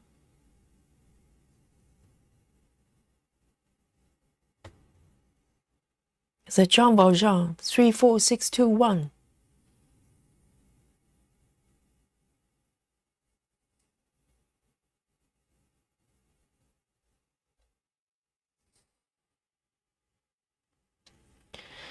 So let's say Star Trek is pure science fiction. Star Wars is based in mythology. Really? Star Wars? I thought Star Wars was Wi-Fi. So it's not Wi-Fi.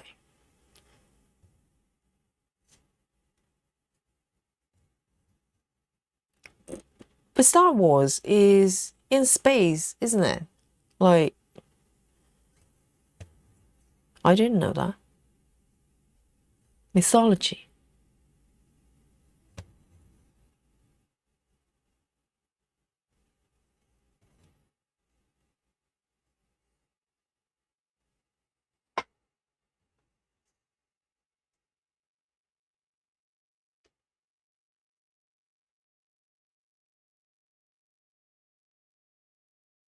Lona says, do not harm.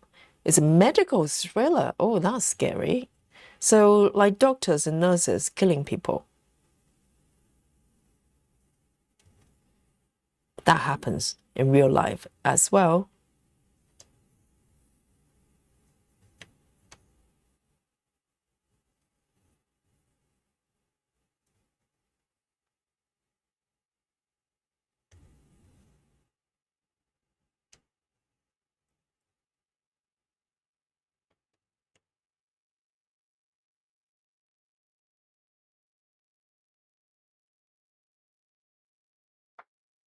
Joy says, Star Wars started ages ago with part 4, 5, and 6.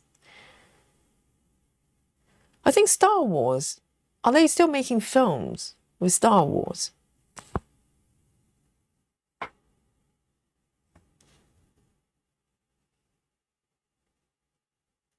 I know the guy from Train Spotter. Is it Train Spotter? Train Spotting. Ewan McGregor is in the movie.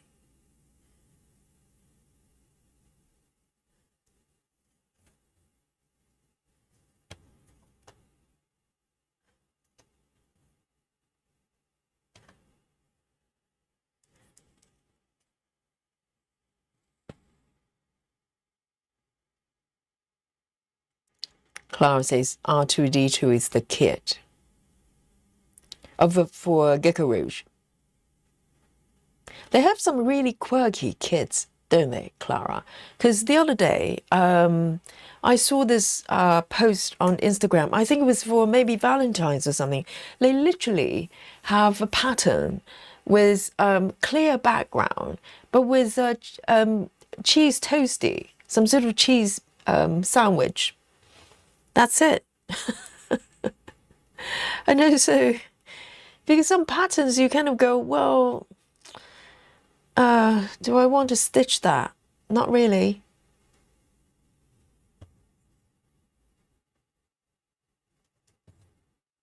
Some of the images there, some of the patterns there are very, very unusual, I should say.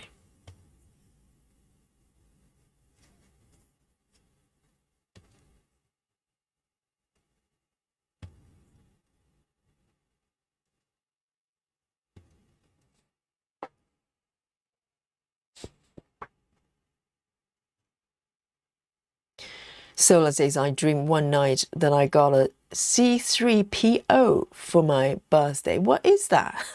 I'm learning so much today.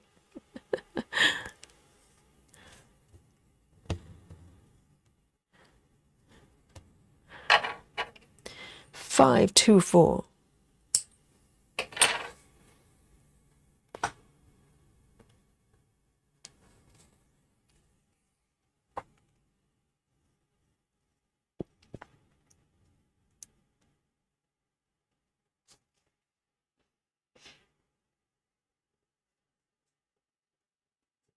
Oh, Jane. Jane says Disney bought the Star Wars franchise, so it's part of Disney movies.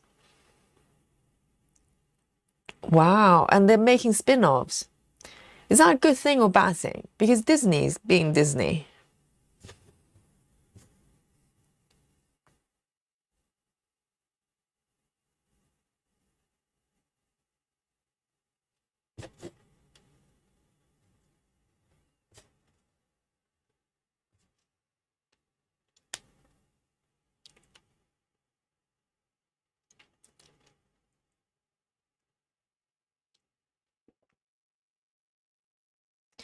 Walkaway says there are a lot of movies set in London, like Bridget Jones' Diary and Sherlock Holmes. Well, Sherlock Holmes have to be in the movie. It's in Baker Street, yes.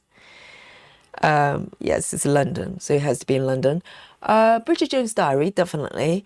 A lot of movies are set in London. Love Actually, I think, is in London as well. And Notting Hill. Notting Hill is where the flea market is. It's in London as well. A lot of movies are based in London. I'm trying to think of some really famous ones.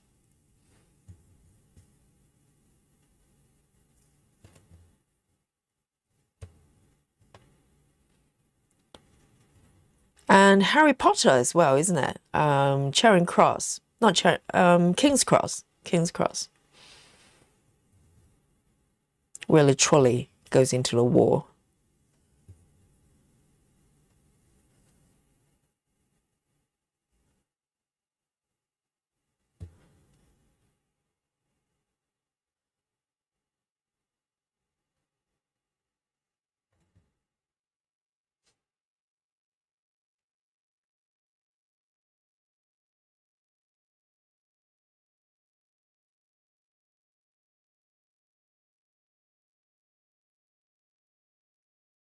Chelsea says, I'm really struggle with the number of cats in patterns.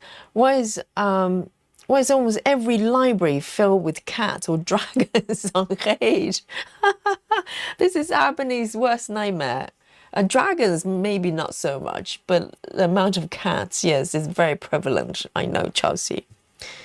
I think doggies are probably not as popular, but cats, you know, for instance, Chirimaketi, his patterns, pretty much every single pattern, there's a cat in it.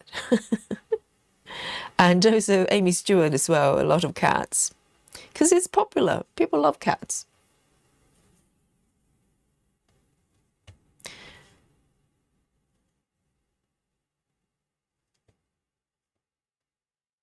And I think foxes are getting popular as well.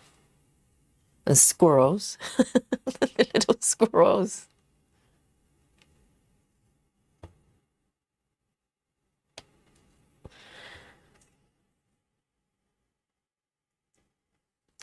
Lona says C3PO and R2D2. Oh, C3PO is a robot as well, is he?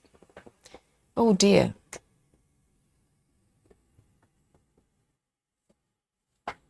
Yes, it's George Lucas. Is he still around? I wonder.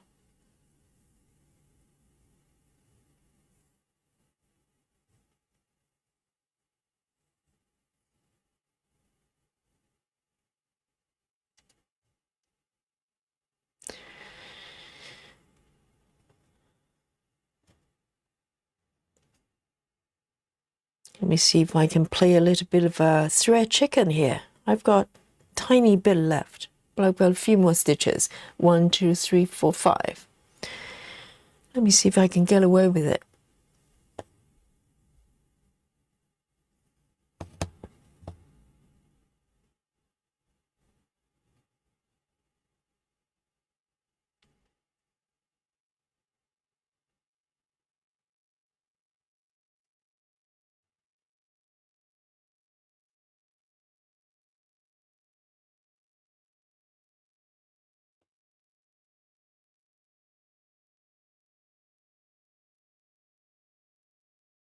Got 3 stitches to go.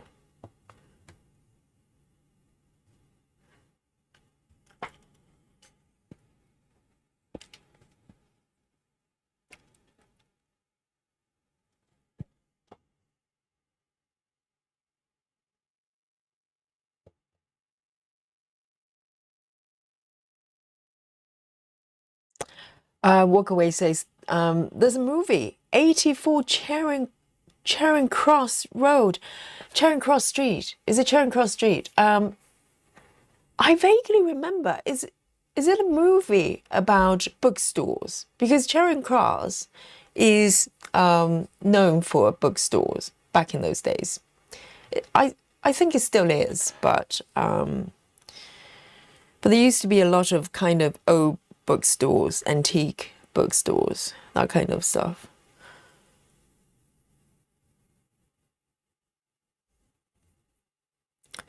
Because that movie title kind of rings a bell. I can't remember the plot. I may have seen it. It's kind of an old movie, isn't it? If that's the one you're talking about.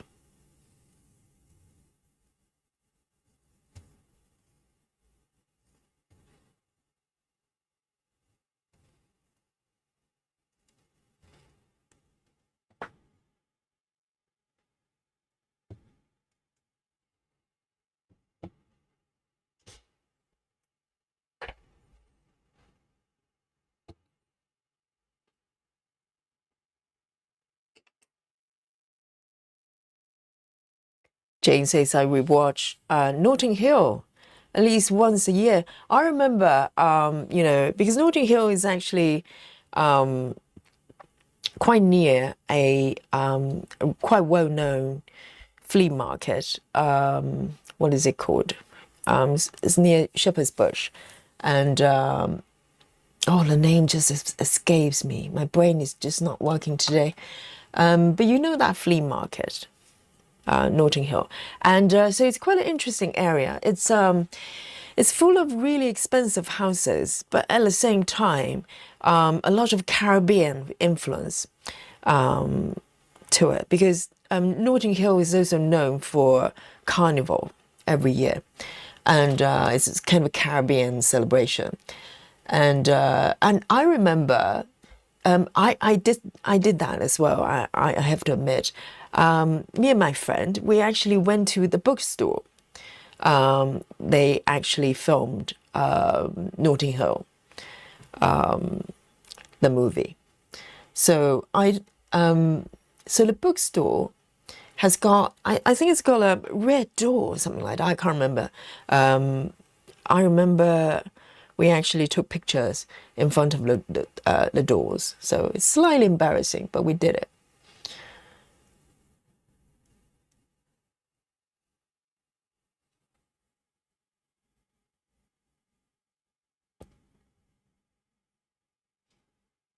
Sweeney Todd. Yes, but Sweeney Todd, I think there's a Johnny Depp's version, but there's also a really, really old film as well, black and white film.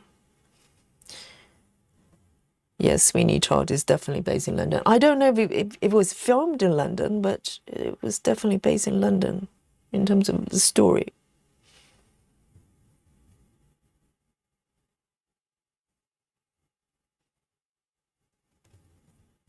Portobello Market. That was the one I was thinking.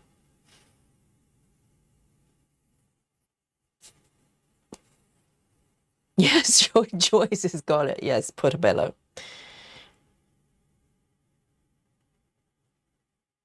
Da Vinci Code.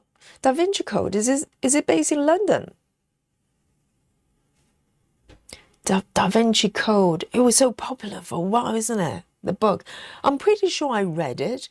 I just don't remember much about it. And the movie was terrible, so I try to erase that from my memory.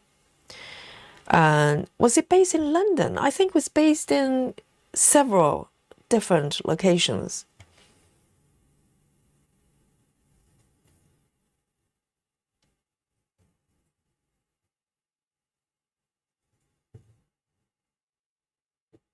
And I just couldn't remember how bad the movie was. I was very disappointed.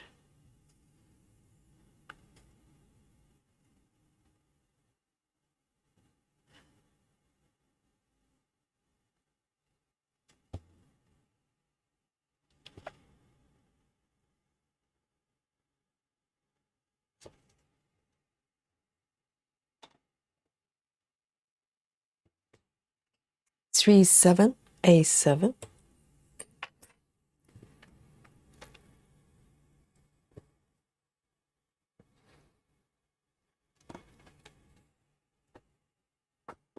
Walkaway says was about a boy set in London. I'm not sure. I've never seen the film. Is that the one with Hugh Grant? Possible. If it's Hugh Grant.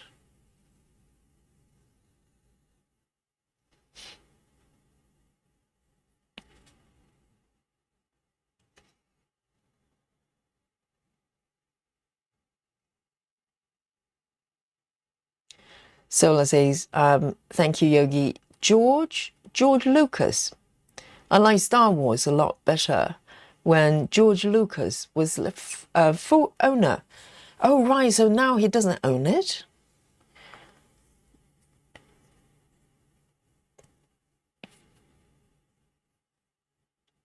Right. I think Disney is probably treating their movies very differently.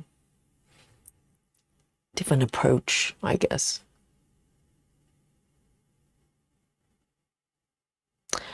Hi, Cassandra. Oh, how handy. Yes, we have a bracket of the real name. It's easier to pronounce than a handle. Cassandra, welcome. Yes, she says, hello, everyone. I'm going to be lurking and listening to my drive home. Yes, if you're driving, lurk away. Do not drive and text.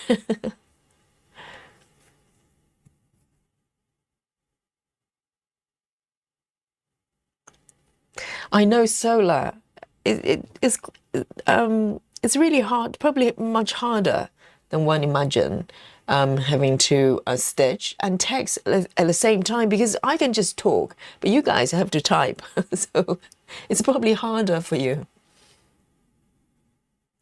And stitching at the same time.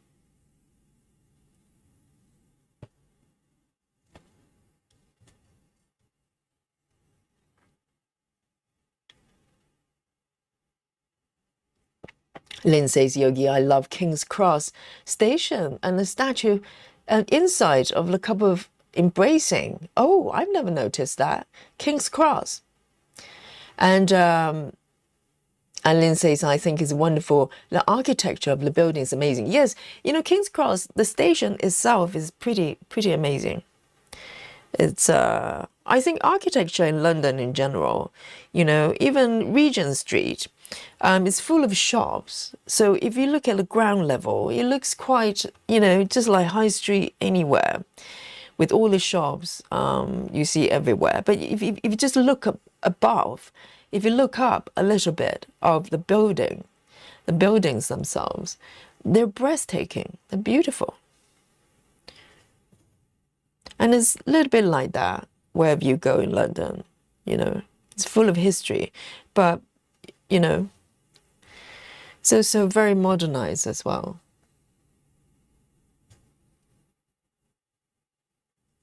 Good or bad?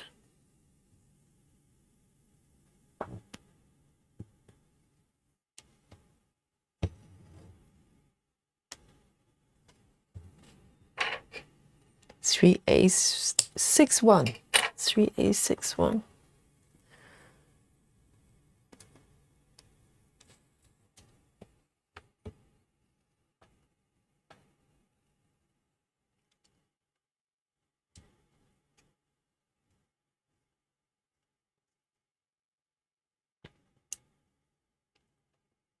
Is it chocolate time, Clara?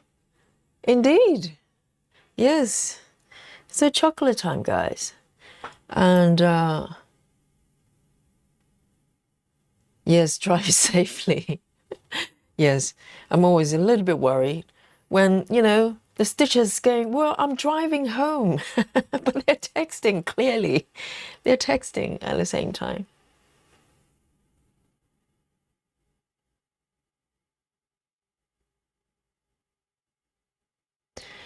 Solar says, I hate to hear the Da Vinci Code was not good. I love Tom Hanks. I think he did a couple of them. Da Vinci Code, didn't he do the one after that as well? And both of them.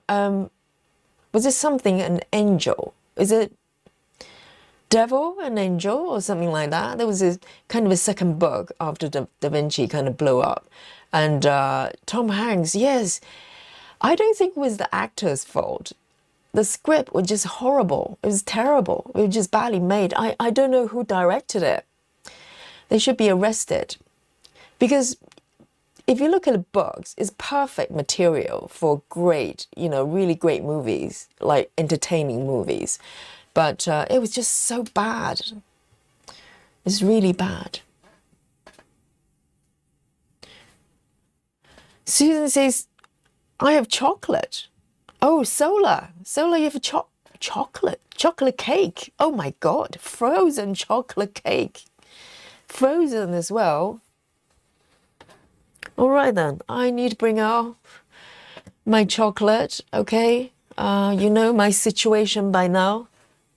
I'm still waiting for my buttons to arrive. So today, I am going to come back to my chocolate of the week, okay?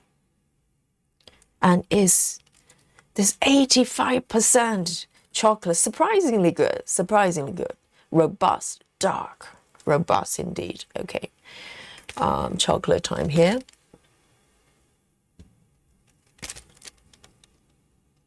And just zoom out a little bit so you can see my robot here. Oh, it's confetti heaven or hell, you decide. A lot of it, you know. I've been working on just this area, just clear up the part threads for the last, I don't know, 2 hours. And I still have this much left. To think of that. But a lot of details, a lot of details. All right, that's Trevor, by the way. Samantha is making a baked mac and cheese. Ooh. That's comfort food, isn't it? Lovely. Cheers, everyone. A big block of 85% chocolate. Yeah. Very nice. Very creamy.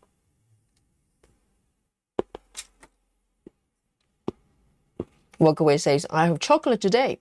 Hubby brought me some yesterday from after Valentine's. So hang on a second. Walkaway, did he go out and buy you tons of chocolate when it was discounted the day after Valentine's sale?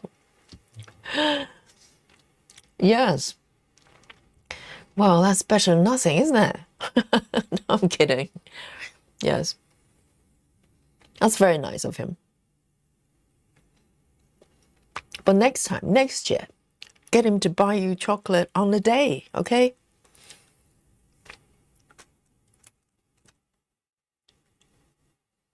Sola says with chocolate butter cream icing. So frozen chocolate, is it meant to be frozen or is it frozen? With chocolate butter cream icing as well. Wow. I'm growing to like this one. It's really, really intense, very creamy.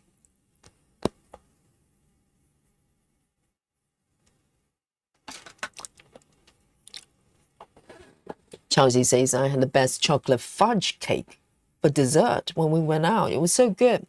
I have some cake now. Yes, fudge cake, hey? Sounds very nice. Samantha says, comfort food for the 6 to 7 inches of snow that's coming tonight. And Samantha, you're heading out for work later, are you?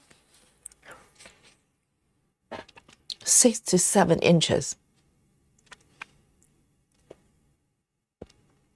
Lona says, Yogi, you get more chocolate after it's discounted. I'm kidding. Of course. It's a great idea. I'm just saying, you know, maybe buy some during Valentine's or before rather than after. It's like going, oh, honey, I'm going to get you some chocolate, but let's wait, you know, till the day after Valentine's. Because it's cheaper. You don't want to hear that.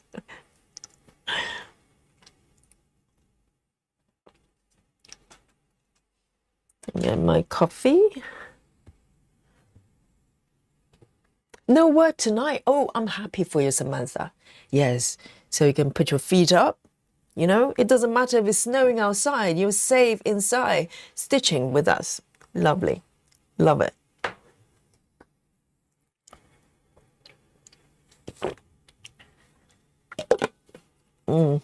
Lovely coffee.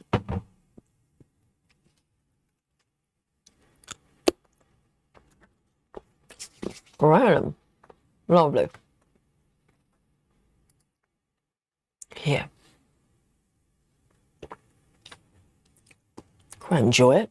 Just clearing up all the threads that's been building up for the past couple months.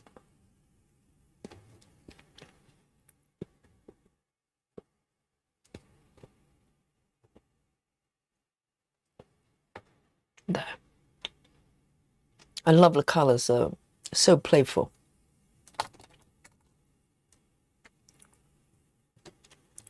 So that one is done.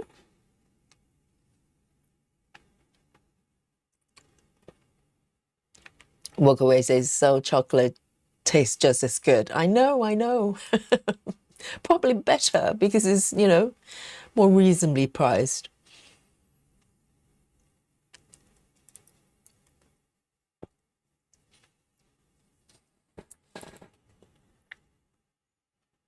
Beautiful.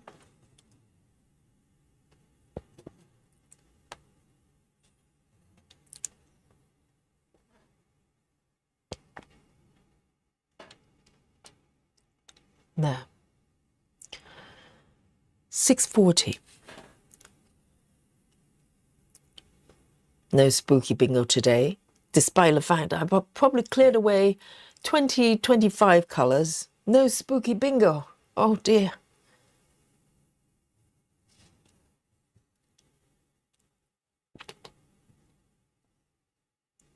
Chelsea says I've just hit 50%. Chelsea.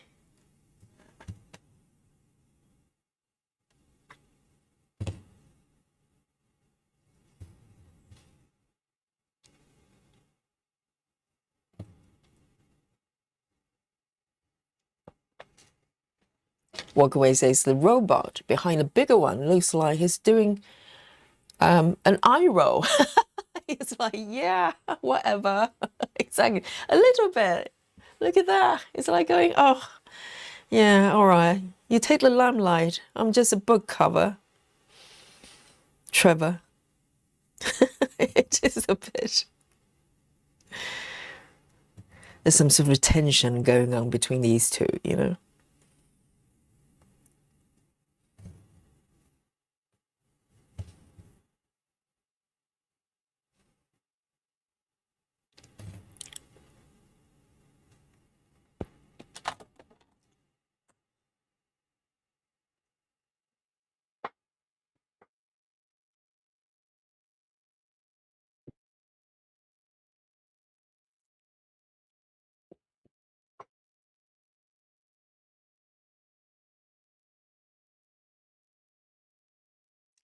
So Lona, are you asking for more snow? So 70 Fahrenheit. I don't know what temperature that is. As Celsius. Are you complaining it's being too warm, Lona?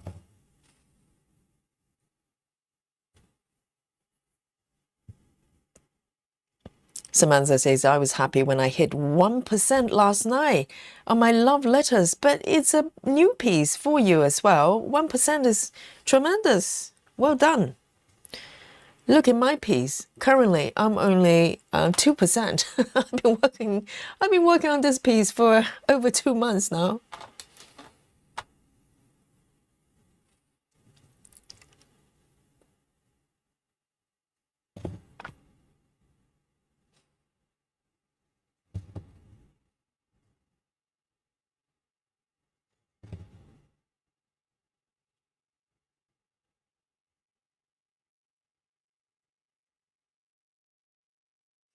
Susan says, I don't think it's a book. I think it's a box for the robot.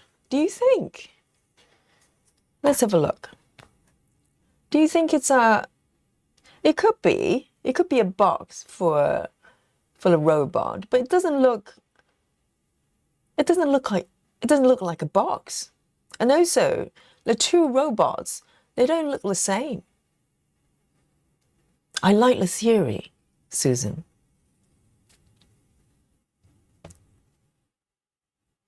But I think it's a book. I don't know, because it looks flat. It doesn't look like a box.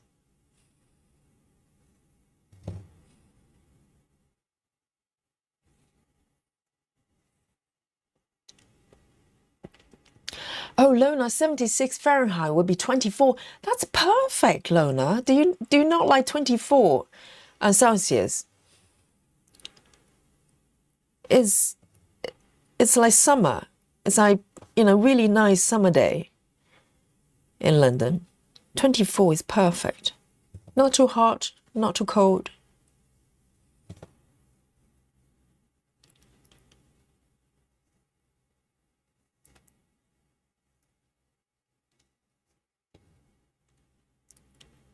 Or I can come over here.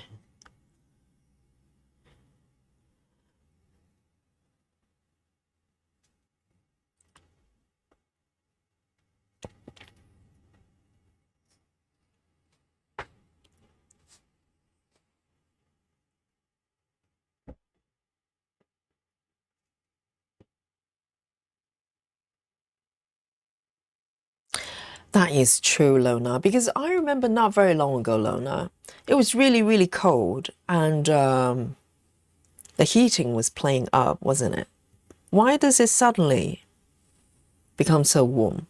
What is happening?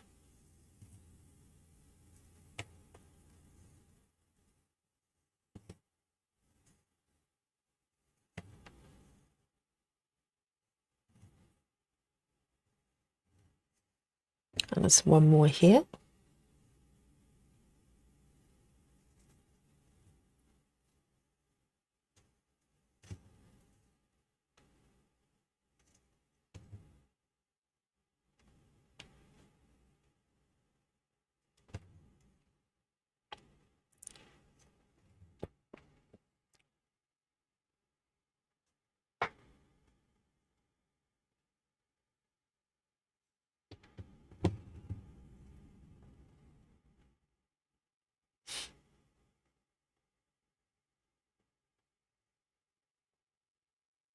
So the temperature's going a little bit weird.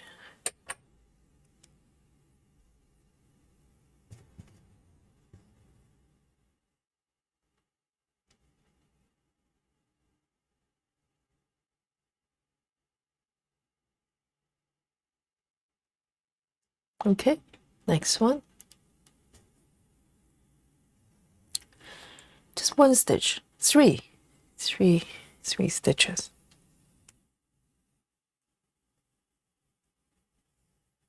Samantha says I'm organizing all my threads so I can start the all seasons flowers shop. Yes, so that's a let me think. So that's a new start, obviously. And I remember you said you were starting the project with 16 count, right? And well done for finding fabric for 16 counts. You're probably buying your fabric the same place as our Susan here. So Susan is doing traveling library full size on 16 count as well. It's the size of a duvet, okay? So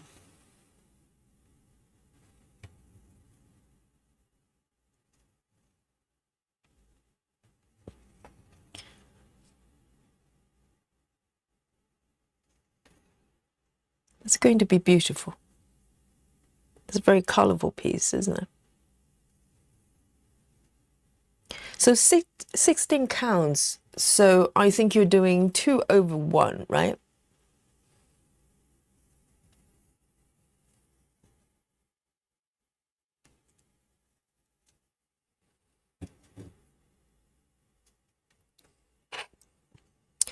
Lovely.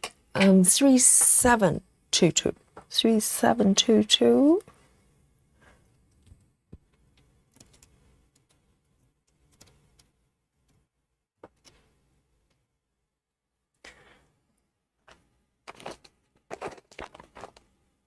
Hi, Rose. Rose, the Magpie Stitcher, is here in the chat. 3722. Welcome.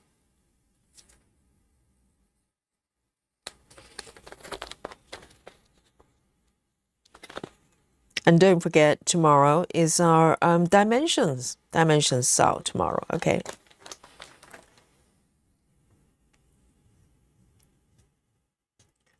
Susan's got it from Amazon.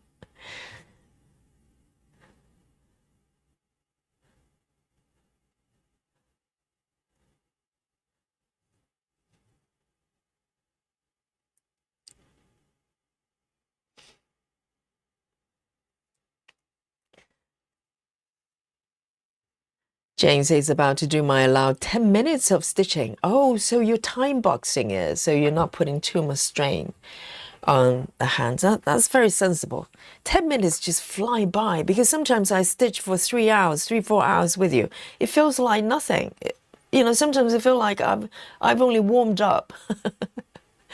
So 10 minutes, like, you know, try not to blink because you're going to miss it kind of time.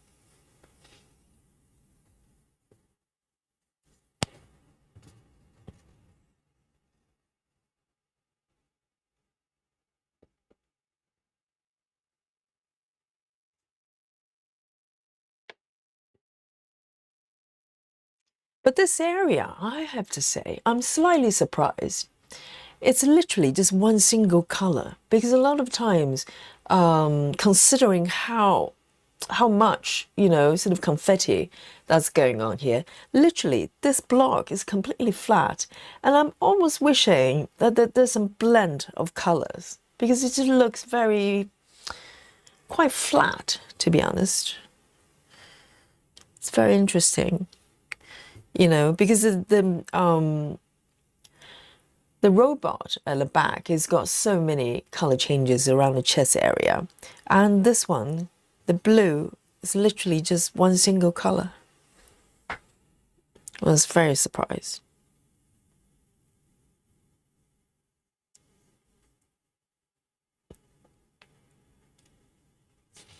Jane says, I'm not doing full coverage.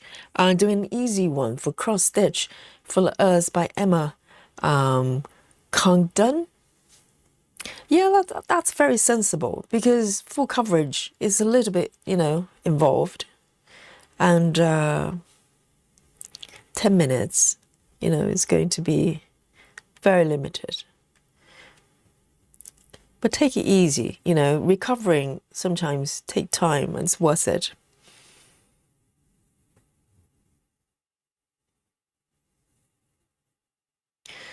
So in the meantime, I'll stitch for you, okay, Jane?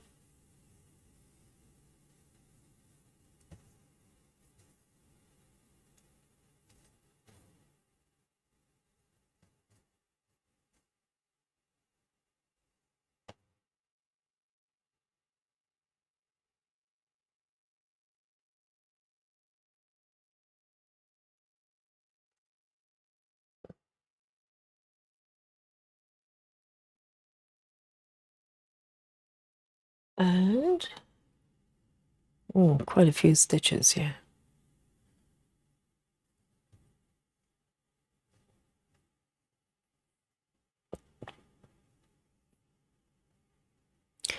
Jane says seeing the surgeon again this afternoon. So hopefully I'll get it extended. Yes, tomorrow 15 minutes, the day after 20 minutes, so on and so forth. Yes, be patient.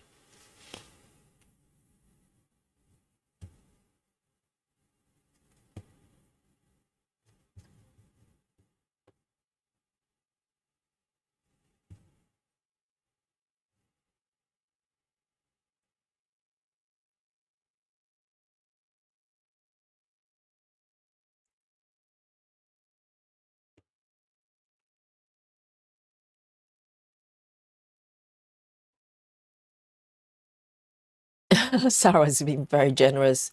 Jay, you can count some of my stitches as yours. Well, I think Sarah's got quite a lot to spare. And how is it going with the marathon with Sarah? You know, I know quite a few of you are taking part.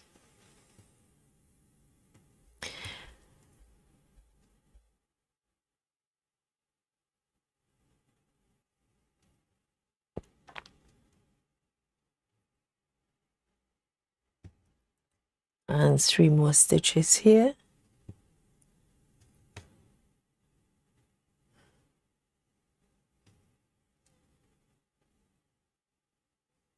I mean, stitching this bit reminds me of a little cake shop as well. It just feels like every stitch, they just look like confettis, literally. Really pretty.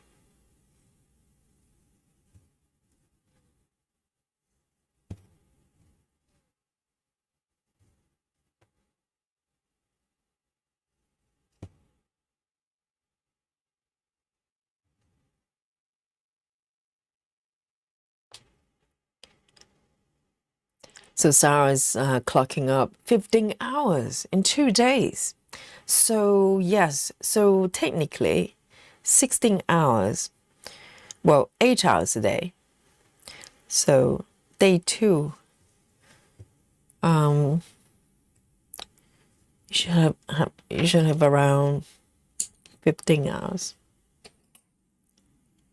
So for those of you who are not aware, Sarah is running a 48-hour, not 48, yes, 48-hour marathon and spread out in 6 days. And you're all welcome to join.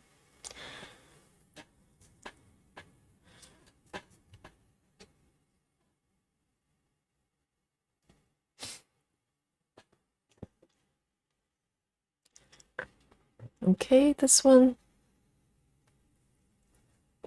368, 368.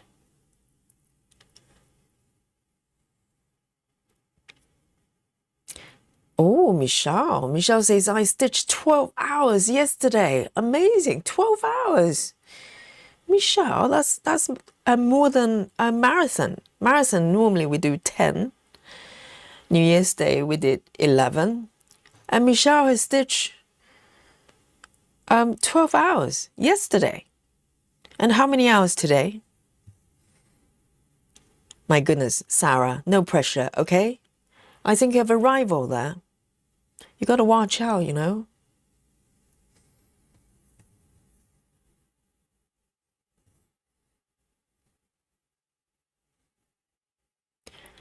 Nido says, "Where's the marathon?"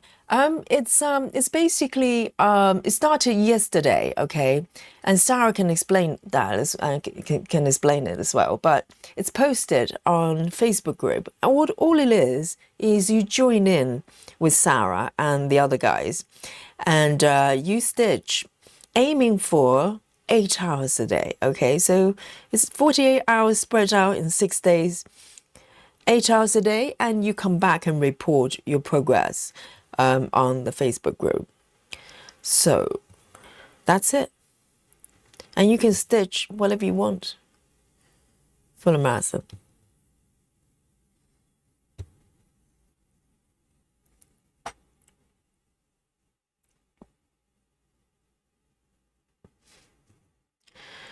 So I think last year, the end of last year, Sarah did one as well as a personal challenge, but this time she's got competition.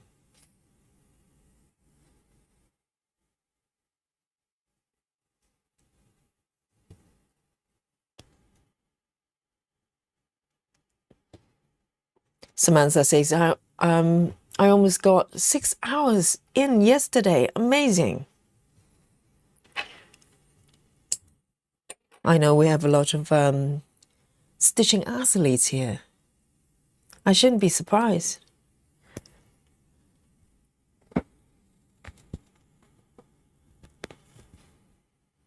And Michelle has done 2 hours so far, so the day is still early. Michelle just got warmed up.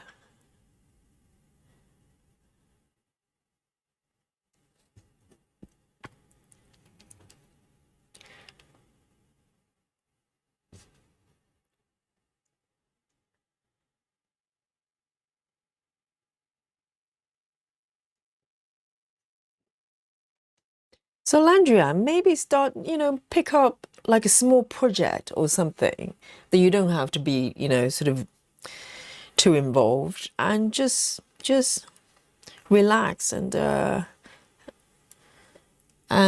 it's a nice distraction probably.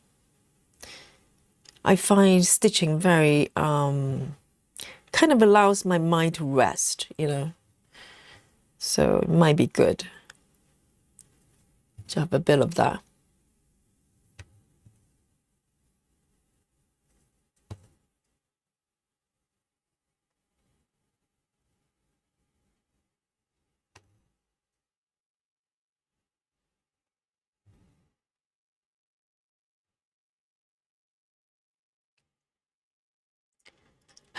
Lynn says, Yogi, that robot always reminds me of an oven.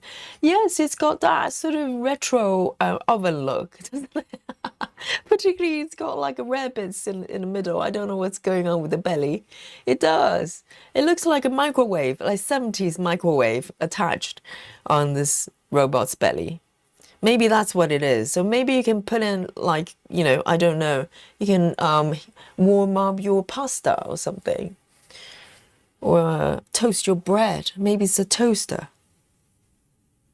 Or bake some pies. It's a very functional robot.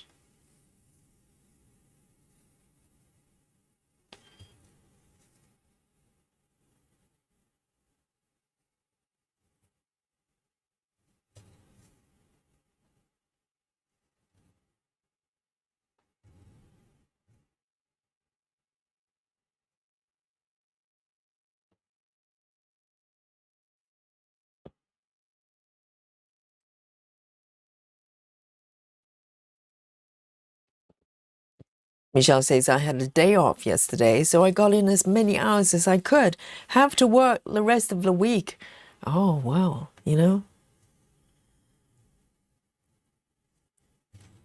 We had a very good head start.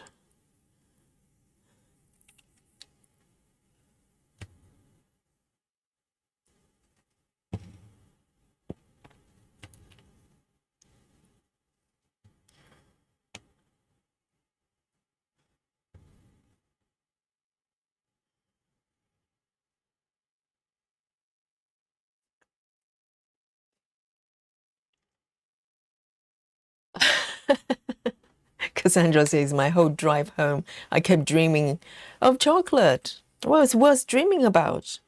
It's delicious. And you don't have to dream, just eat it. It's better, even better. Dreams come true.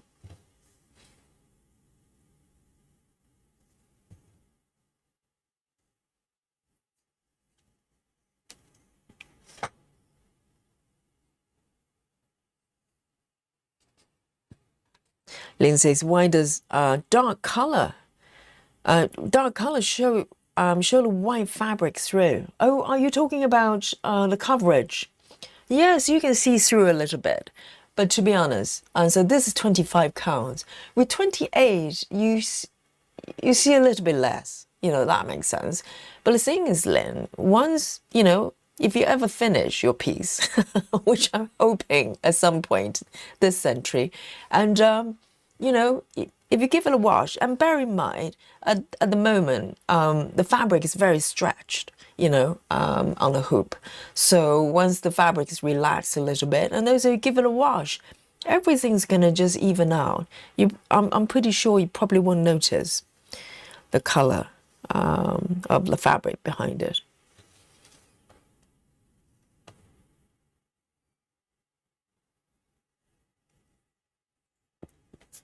Clara says, warm up leftover pineapple ham pizza. Okay, it's Clara today. I did not mention the P word, okay? The double P word is Clara, all right? Yes. But it kind of, it probably goes well with a very retro, a robot oven. And you warm up some pineapple pizza, maybe, I don't know. And have some prawn cocktail or something like that, whatever else is 70s food. I think they had a lot of like jelly type of food as well. I remember watching, I can't remember the lady's name, the 70s cooking.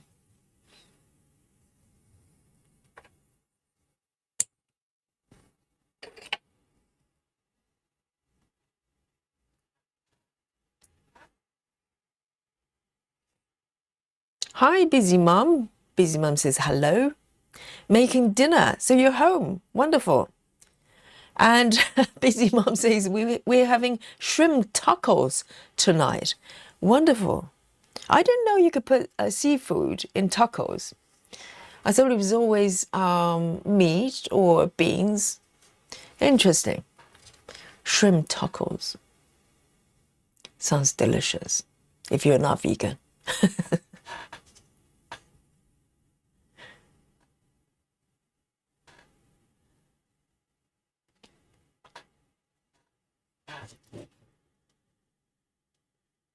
So is tacos the crispy one or the soft pancakes? They're different types. I always get confused. I think the tacos maybe the crusty one. I'm not sure. I'm not well versed in Mexican cuisine.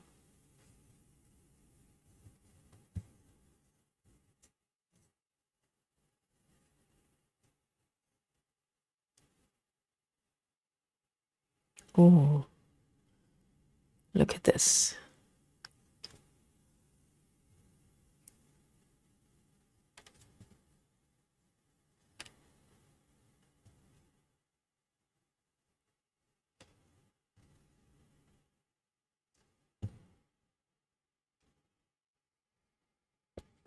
Hey, Grace. Grace Houston is here. Says, hi, Yogi and everyone. Just returned from grocery shopping. Yes, do you have some chocolate then? Did you get some chocolate?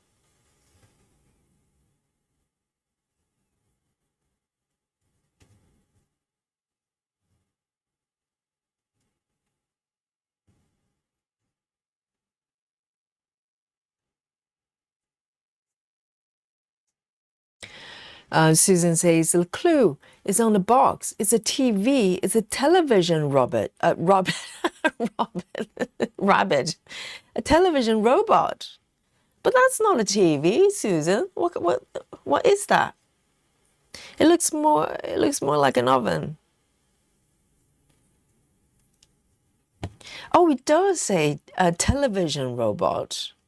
But does that look like television to you guys? It is quite true. It really helps when you read, okay, Susan? I'm taking the tips from Susan. Yes, it does say television robot here, okay, guys? It does say that, but this robot doesn't look like this one. So it doesn't look like this, Trevor was coming out of this box. And also, it doesn't look like a box. It looks like a book. Does it not?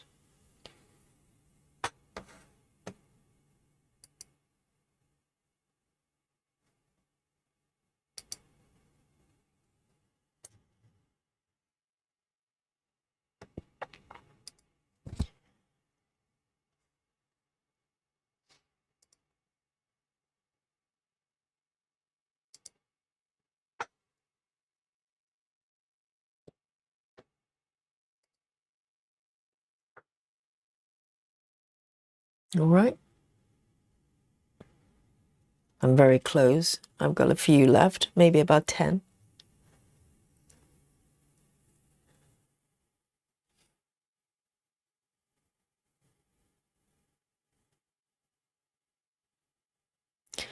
Busy Mom says we do like a soft tortilla shell.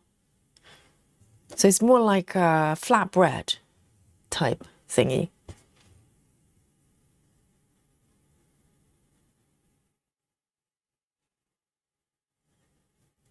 Let me start from here then.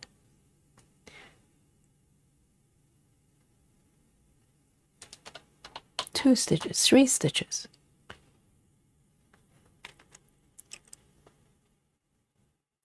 It doesn't look like a TV.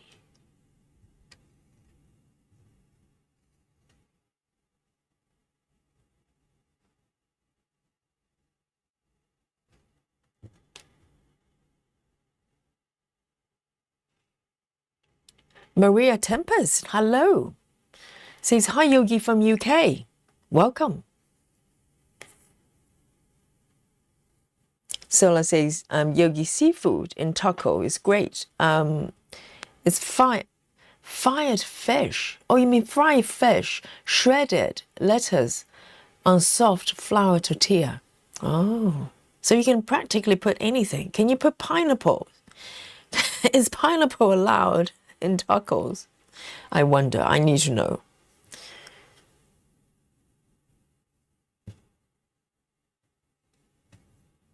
And is there such a thing as sweet version of tacos? Can you put chocolate? Can you put, I don't know, fruits and yogurt or something like that? Is there a sweet version of tacos? I think it totally works, right? We're talking about bread or crusty kind of, thingy.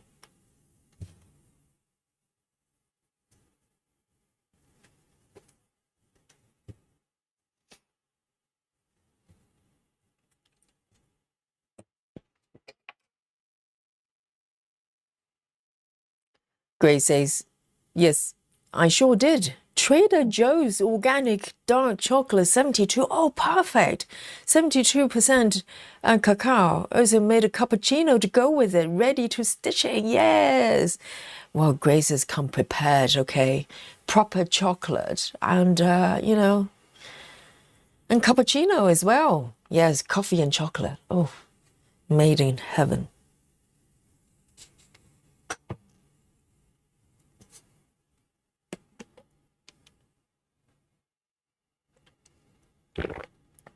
Lynn says, let's all decide if it's a box, a book, a book. Shall we have a vote? Well, I mean, if you look at, let me show you the markup, okay? I just kind of, I thought it was a book. If you look at the upper left, because if it's a box, you don't see the depth of the box. And it's very, very long. Well, it could be a box. I don't know. But how do you put a robot into something so flat, right?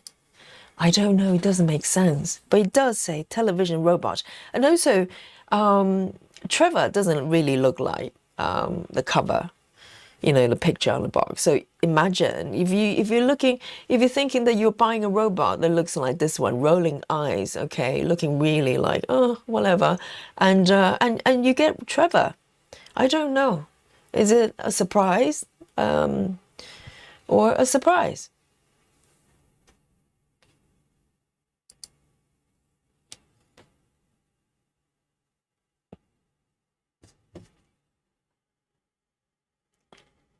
Jane says ham and pineapple tacos. Why not? Yes, it's basically just a ham and pineapple and on a piece of bread, right? Just like pizza.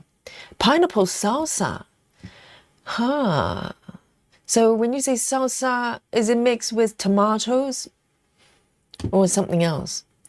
What makes salsa? Because salsa I know is tomato salsa.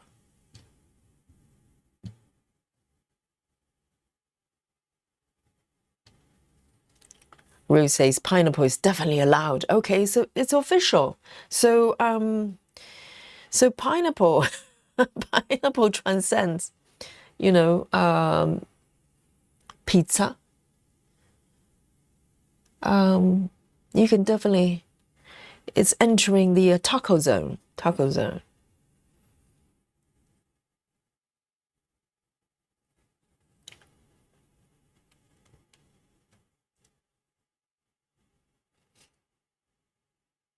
Alondra says, I went to a wedding last year where they had samosas with milk and white chocolate filling. I can totally see that because samosas basically is kind of fried pastry, isn't it? So samosa is more Indian spicy kind of snacks. But yes, I can totally see it. With milk as well. Do you mean like condensed milk? And white chocolate filling, yes, and dark chocolate as well. I can totally imagine that. So it's a little bit like just fried pastry, really.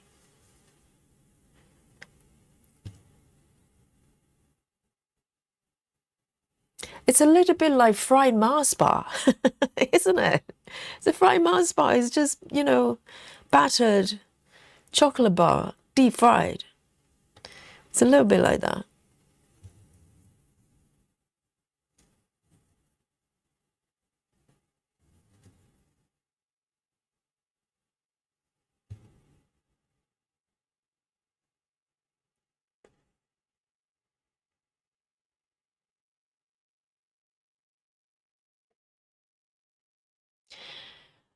And good night, Kashi. Thank you for saying hello. And I hope you enjoy your stitching session or just watching. Thank you so much. I hope to see you soon.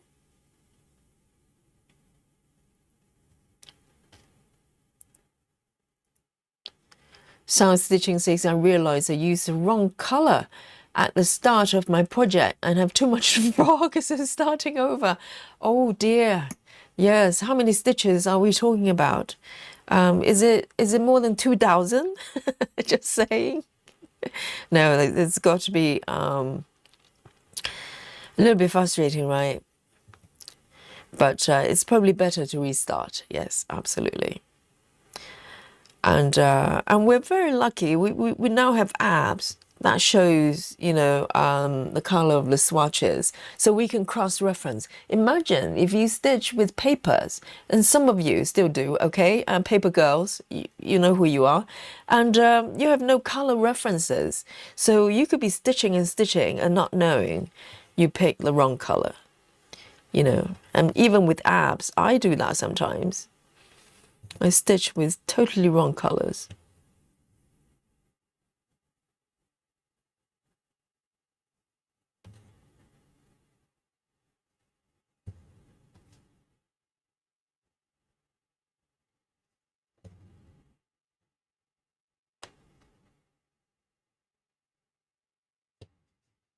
There.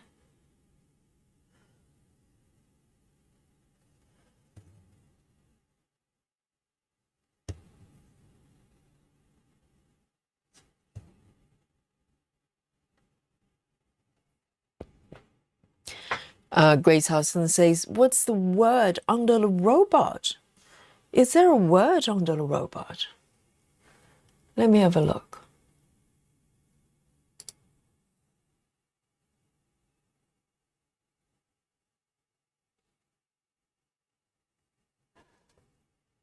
I don't think there's anything under the robot. Is there?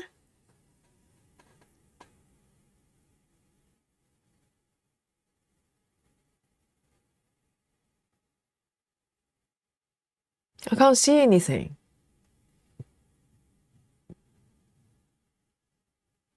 It just says television robot.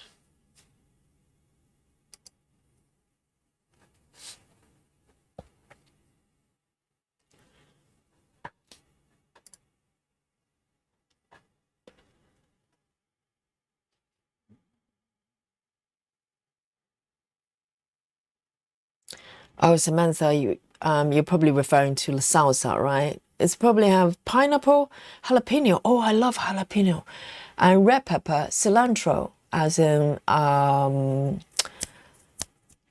what is it? My brain is not working today. All my favorite ingredients, though, red pepper, cilantro is coriander, and red onion. Oh, I love red onion as well. Red onion, if you squeeze a little bit of lemon or lime, it becomes so mellow. It's lovely. Because white onion is very punchy, a little bit in your face, but red onion can be so mild and really sweet with a bit of lime. Lynn says the project is fun but crazy. I know. I feel like a child stitching this piece. It's just so much fun.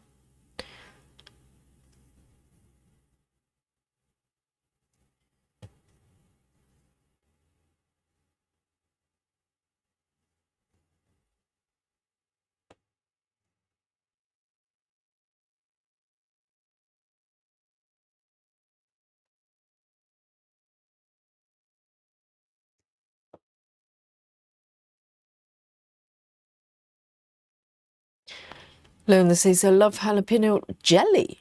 What is that like? Is it just jelly? As in jelly? Oh, I think Lona's jelly is different from the jelly I'm thinking about. I'm thinking about gelatin jelly, as in jelly jelly. Okay.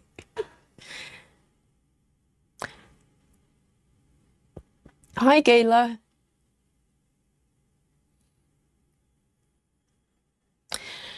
And Shayla.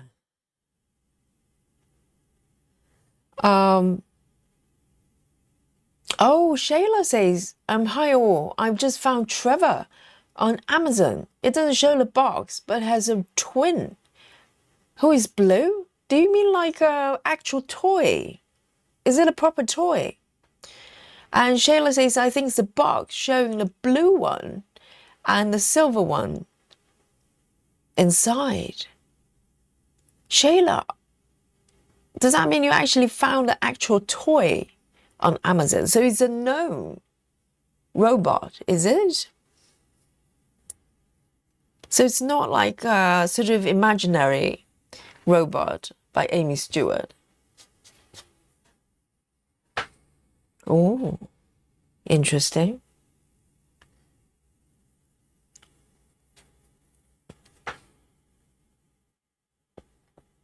So the silver one's this one.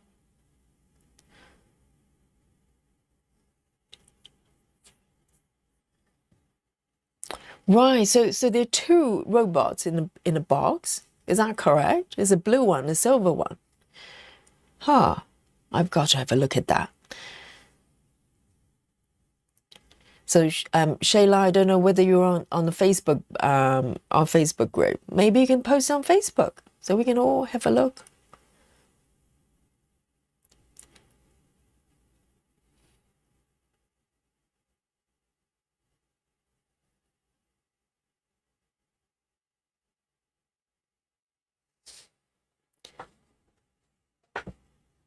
Mango in salsa as well. I can imagine that.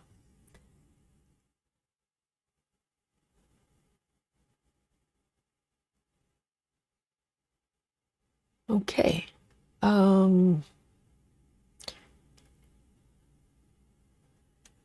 3815.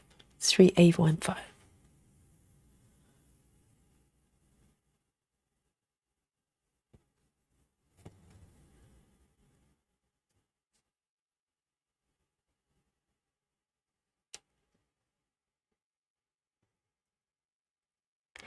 So jalapeno jelly is more like a jam, right? Yes, because jelly in America is actually jam. Have to do the conversion.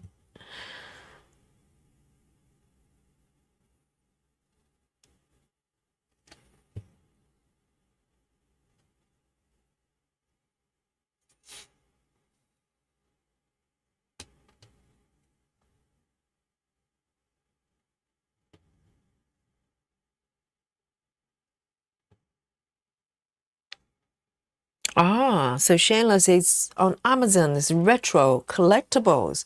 Right, so these are not sort of imaginary designs. So it's actually taken from real robots, toys. Interesting. So maybe all the items on this pattern, they're actually out there somewhere. They're not just made up.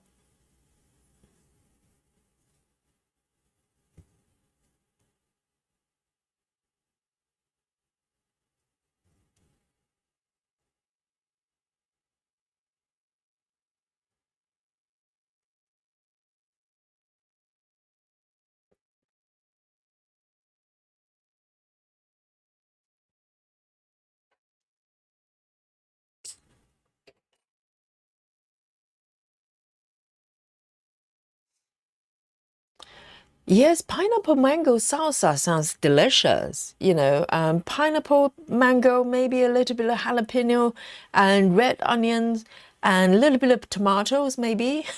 Just throw that in. And some avocado. How's that? You can't go wrong with a bit of avocado in there.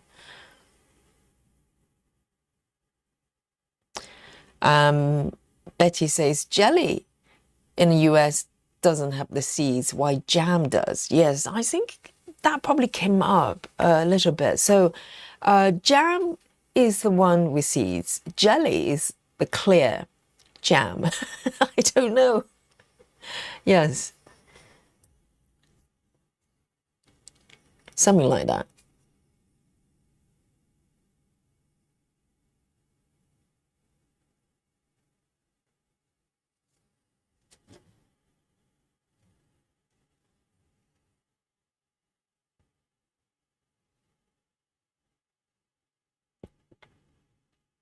Oh, thanks, Sheila. Shayla, let's have a look. Just to verify. We have Trevor out there roaming around on... Oh, interesting. Have a look at this, guys. So Shayla has found this. Let me show you. Here, have a look.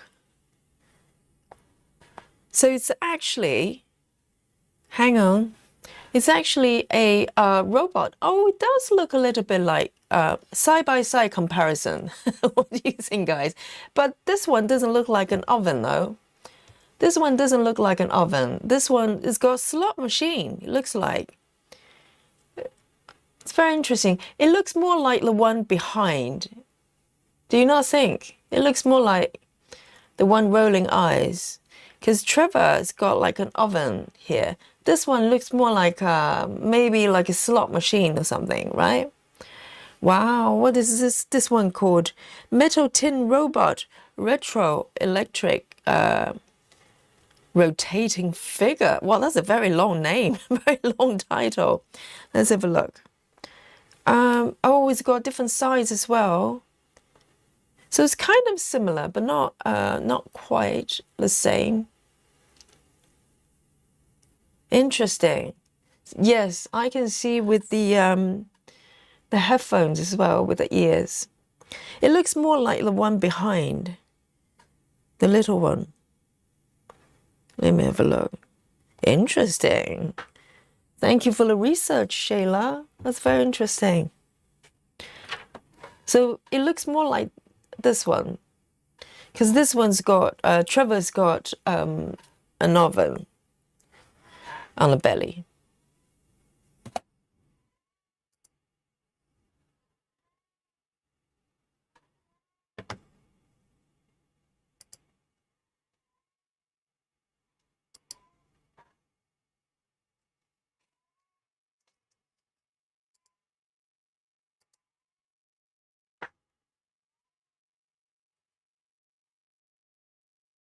So this one's 320. 320.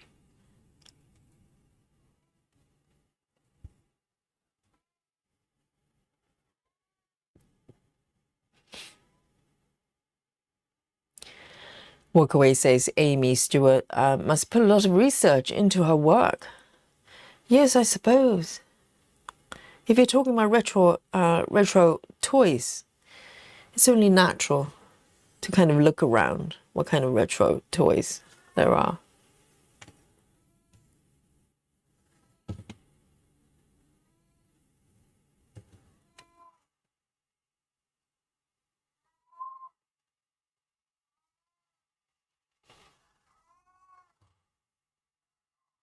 Oh, guys, can you hear it?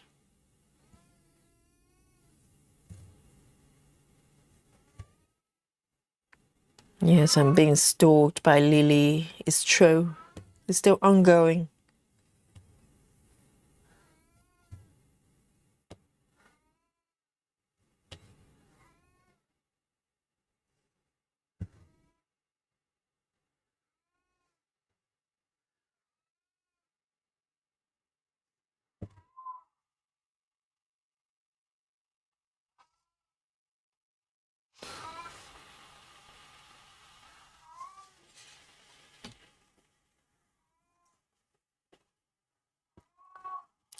Walkaway says there are a lot of the robots on Amazon, and looks like the old days when they wind up toys. I think that's the idea, isn't it?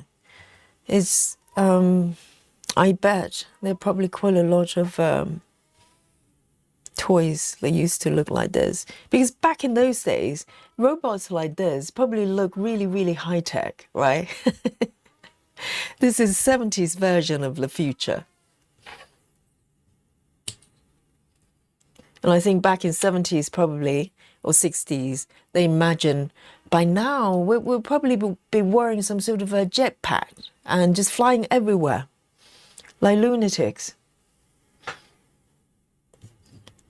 But no, we still ride bicycles and we have Uber.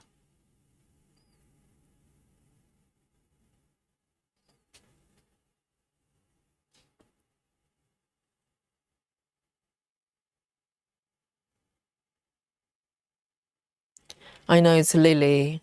It is. James, the PH Stitcher, hello. And says, beautiful pattern, love Aimee Stewart designs. I know. Same here. Just a lot going on there. I think her pattern is just so perfect for cross-stitching and also jigsaw puzzles as well. Because you know, as you work on it, you discover all the details, bit by bit. I'm trying to see if I should end the thread and then restart again.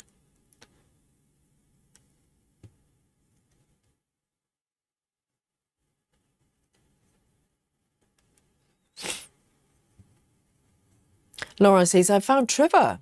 I posted a screenshot. Really? The Trevor? Because the one we saw, it was more like the little one at the back. Let's have a look.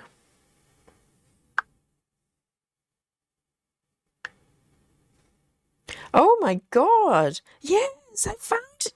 Laura, you got it. You got it. This is definitely Trevor, guys. This is definitely Trevor. Have a look. Look at this. That's definitely Trevor. Side by side comparison. We found it. Have a look at this. Side by side comparison.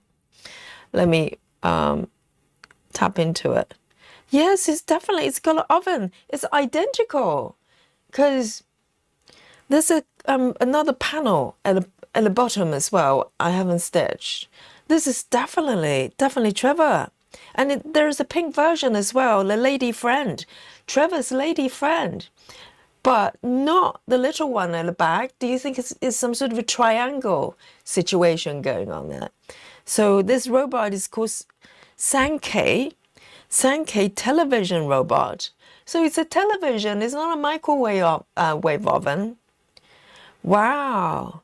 So you know this bit on top, there's some sort of dials or panels up there. There's a little bit different, but it's identical. It is, oh my God, it's at the bottom as well. So it's literally taking, I bet Aimee Stewart probably saw this one because there's a box at the back and the angle is very, very similar. But the thing is though, the robot on the cover at the back looks nothing like Trevor. A little bit. Wow. So this is probably what Aimee Stewart found as well. And let me check the leg. This one is like, one leg looks like a little bit shorter than the other one. Let's have a look. Let me just end this. Can you see that? There's a panel in the back in the blue box there. And the legs, yes, identical, definitely. You did it, Laura, yes. So we found both. So this is robot, oops. Wow. I see. So they're real toys.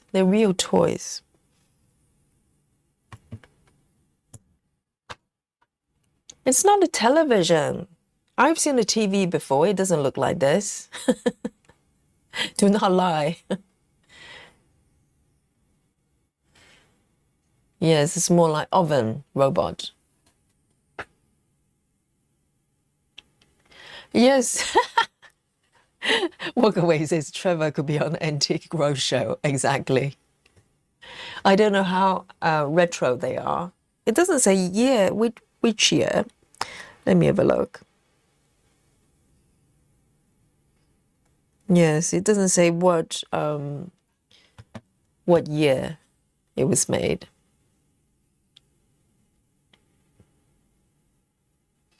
It's identical.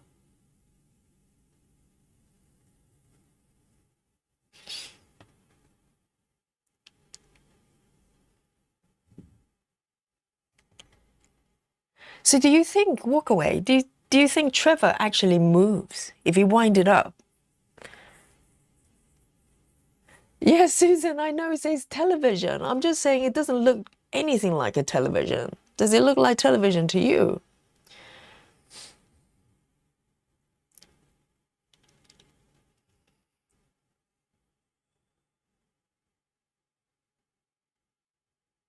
Laura says the box looks exactly like the robot at the back. Exactly. So this, that model it must have been the reference point for Aimee Stewart. It's totally based on that robot.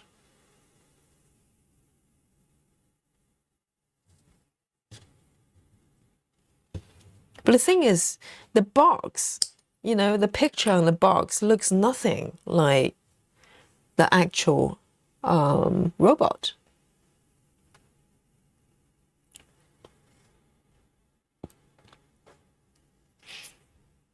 But I don't think the lady friend is actually here on the pattern. I don't think.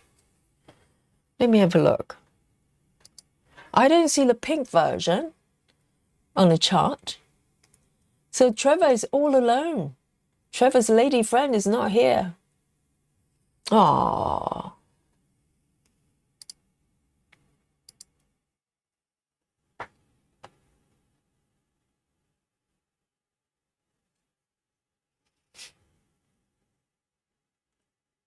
Solar says, are there any toys for girls in the chart?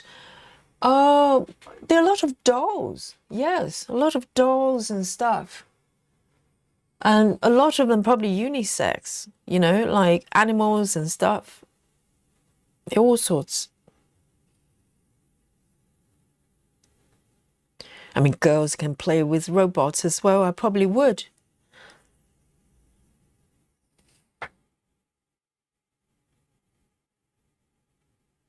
Shayla says, hello, was on a TV show ages ago, and this is an early attempt at merchandising.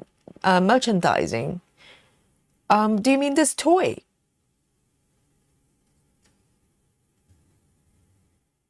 So it was on TV.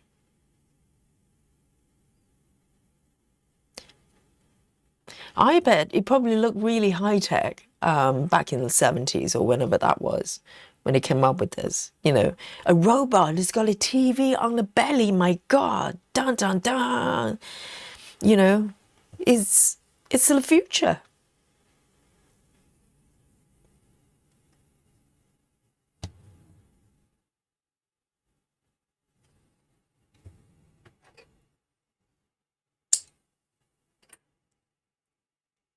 Five, six, four.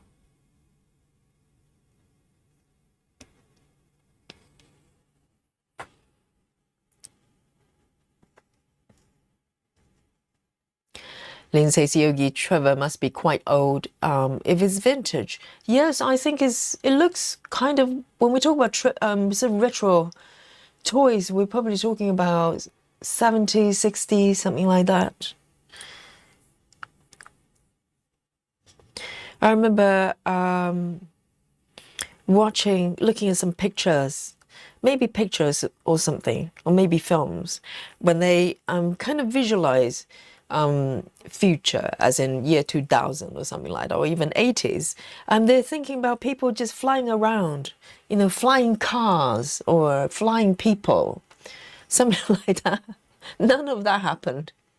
None of that happened.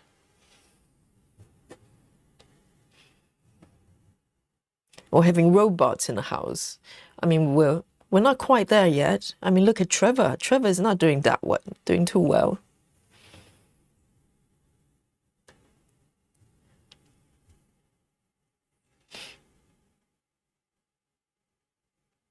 Oh, so walk away. Trevor actually moves. So it's not static. You can actually play with it.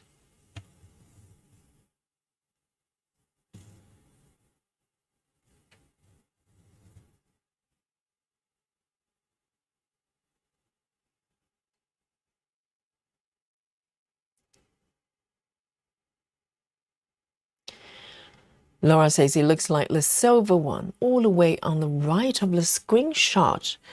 Is there another one? Let's have a look. Let me look at it. Oh, there's a silver one. Hang on. So there's a silver one. So there's a Trevor that we've got, and there's a pink one, and there's a silver one.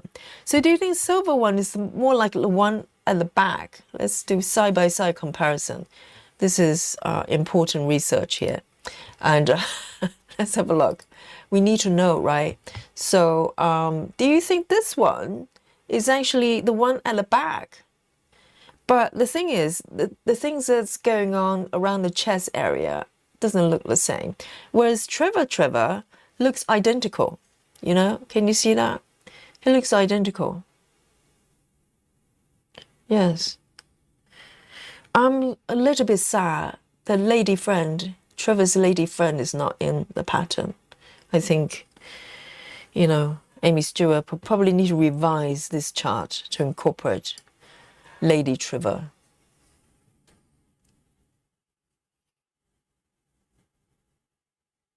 Or maybe it's a menage a trois kind of situation. Maybe it's like a not threesome, more like a triangle, love rival type of situation. I don't know, it's complicated. It's not easy being robots back in the 70s, you know.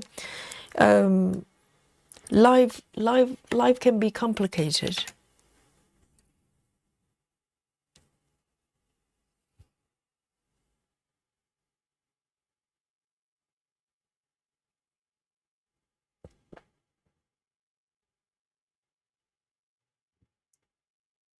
Oh, Jane has done a bit of Googling.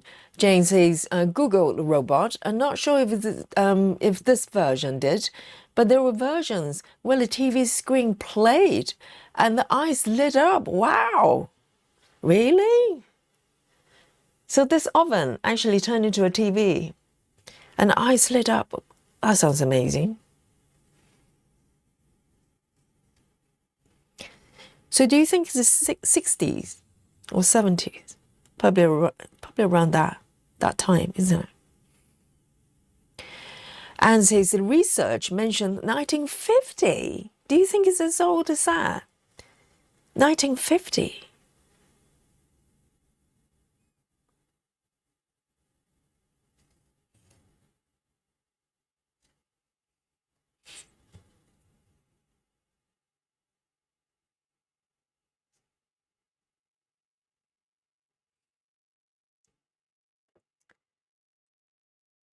Let me come down here.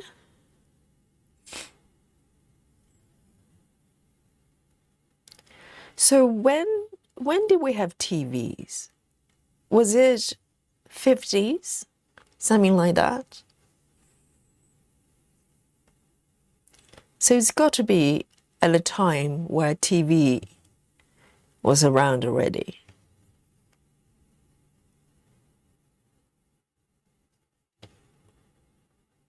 Or maybe that's how they imagine what a TV will look like.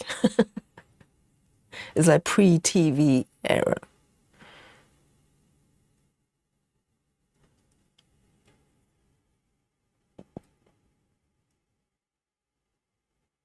And it was made in Japan. I'm not surprised. All the high-tech stuff.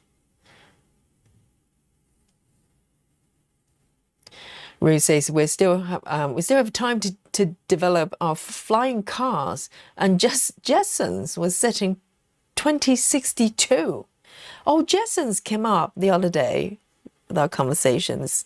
Is it like cartoon or something? So it was in 2062, so not quite yet.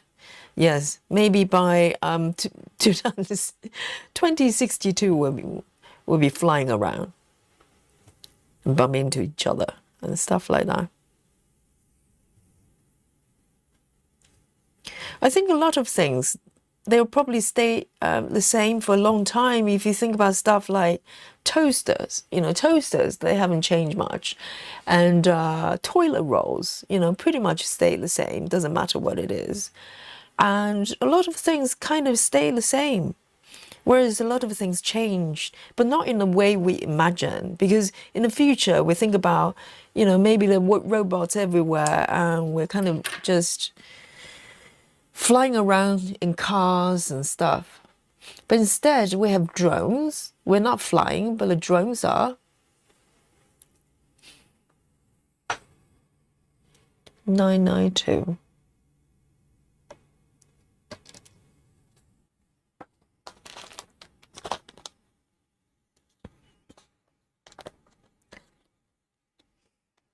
And if you look at our houses, fundamentally, it's very similar to decades ago. We have doors to come in, and we have sofa, we have living room, we have kitchen.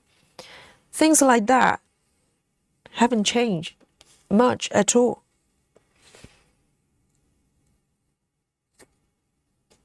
But now we have internet, 902. So I think changes, they kind of take place, take sort of a lot more subtle form than we imagine.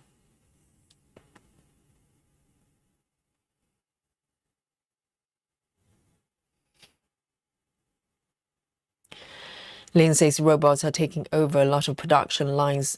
Walker's Crisps factories or robots. I bet in terms of manufacturing, but not robots as the way we kind of imagine it. Because robots, we tend to think about, some in the human forms with eyes and arms and stuff like that. But in factories, yes, they're using robotic machines to make all sorts of things, including crisps.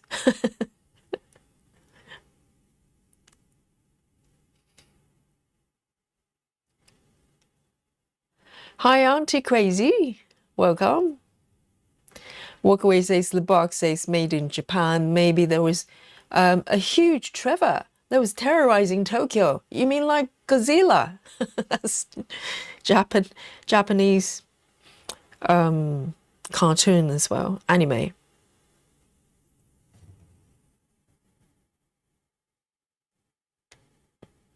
Can you imagine giant Trevor invading the city?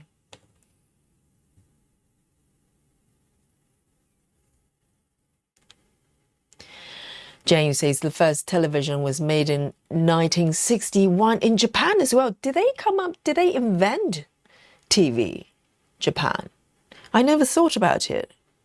Who invented TV? And who invented computers? I wonder. Never really thought about it. 1961, that doesn't sound like that long ago. We're talking 100 years ago, right? We're now 2000 and no, not 100 years ago. I can't count. You know what I mean. 1960, no, it's not 100 years ago. 2060, okay. You do the math. But see you later, Lizzie. Walkaway says Trevor and I were born the same year. But I bet, Walkaway, you look much better. I think Trevor looks slightly beaten. Trevor is retro, okay? And Trevor can only be on an Antiques Roadshow.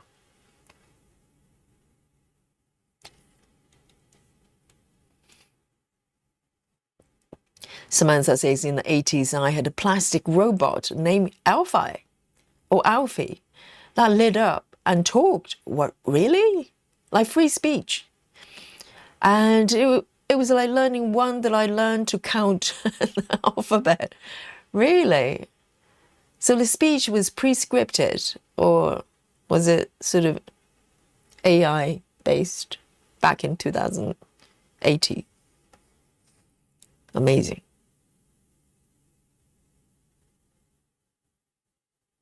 I remember a friend of mine had I suspect maybe it was Japanese as well. He had a robot dog. And I remember when, he would bring the dog to dinner parties and stuff to trying to impress people. It sounds a little bit sad. But he would bring the dog. And, maybe it was Sony. Yes, maybe it was Sony. So it was Japanese. But it's a robot dog. And when it's set up properly, it will kind of respond to your command, but it has to be very scripted. It wasn't like, hey, just come over and fetch this or that. I remember the dog.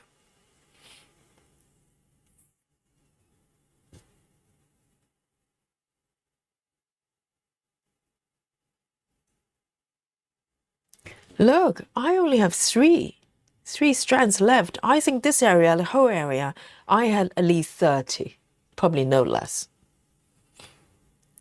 It's quite shocking, the amount of confetti.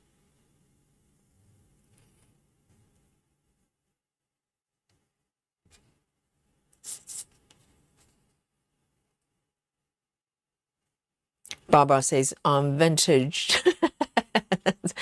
Barbara says I'm vintage, and this looks like something I may have played with. Wow.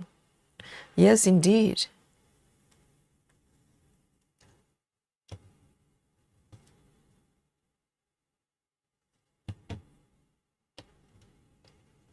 But this is how we imagine a robot will look like, right?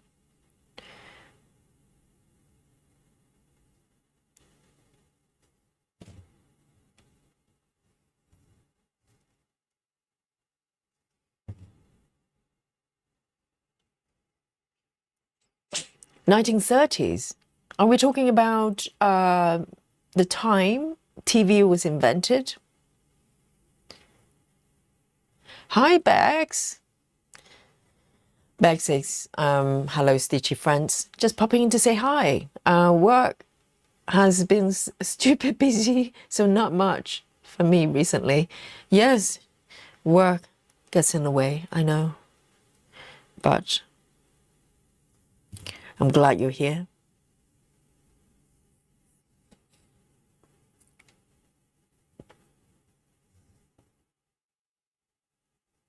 Oh, we're talking about television, Shayla. Shayla said TV was around in the 50s, but not in every house. My grandparents got one to watch the Queen coronation in 1953. Wow. In black and white, I'm guessing.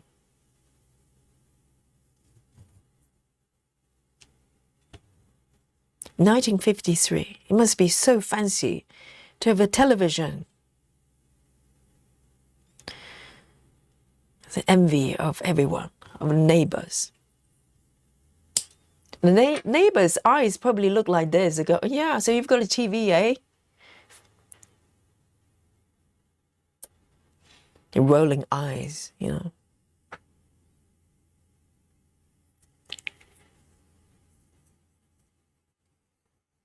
Where he says, True Jetsons had a robot maid called Rosie. Yes, I think last time someone mentioned this little robot looks like Rosie. I don't know if it's a male or female robot, unisex. You can make it however you wanted. I remember the conversation.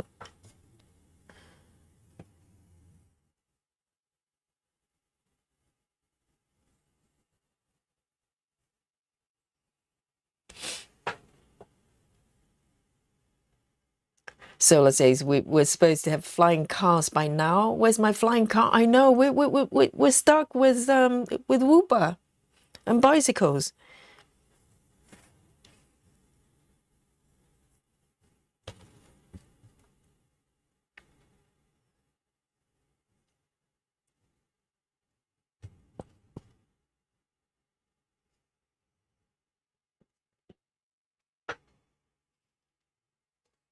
Grace says, my neighbor was the first one in our neighborhood to get color TV.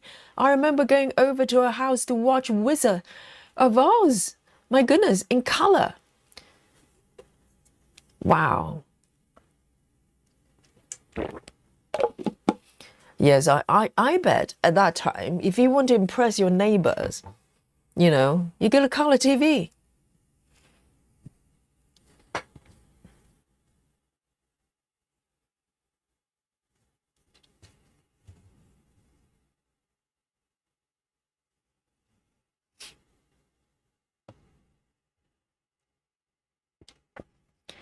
Bag says, very true, Yogi. I was thinking of the TV shows, the Jetsons, the other week, and the difference between imagined future and reality. And because if I got a new kitty named Jetson, oh wow, it's the kitty from the future. Yes, it's interesting how we imagine what the future is going to be like. It's probably nothing like we imagine. We get it wrong every time.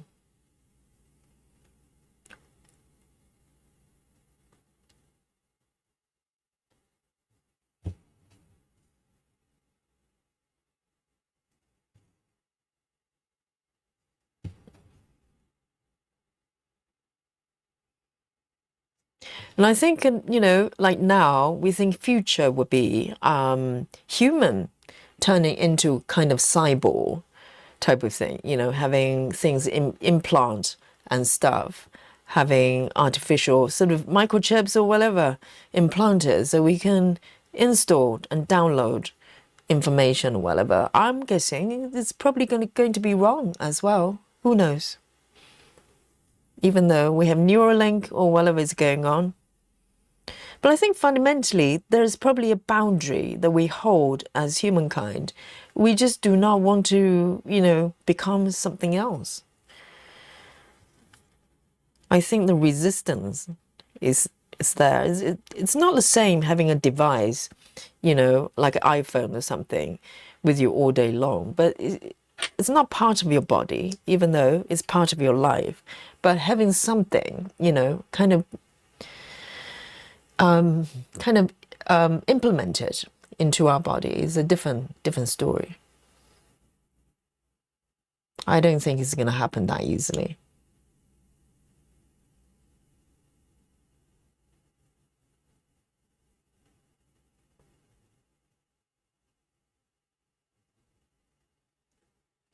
All right, 3765. 3765.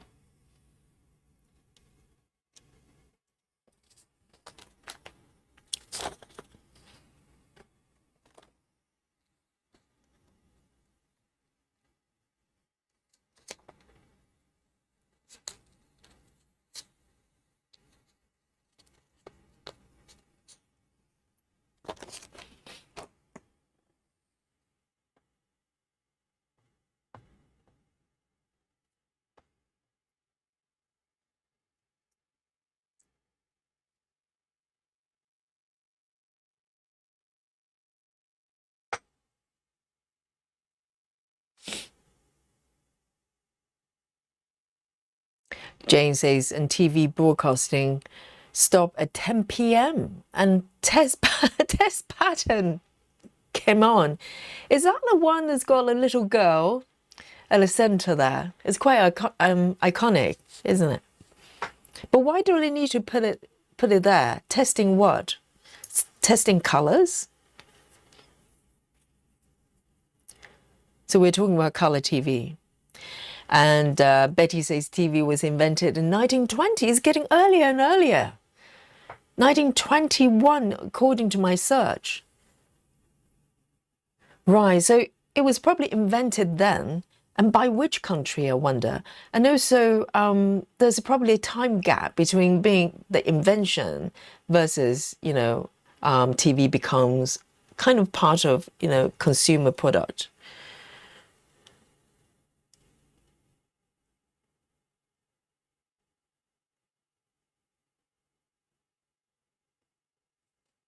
Two stitches with this. See the last one, the last pass thread in this area.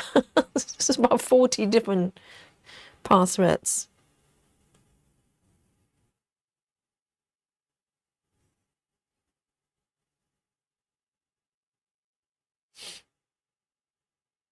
Lynn says, Yogi, you used to take two men to carry, to look how thin the TVs are.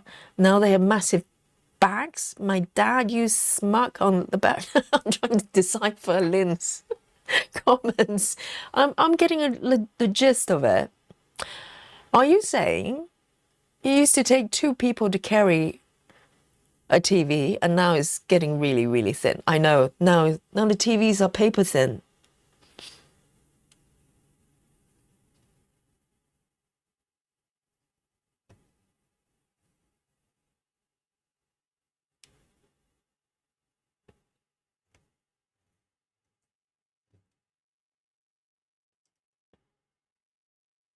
Betty says, I hope we never have flying cars.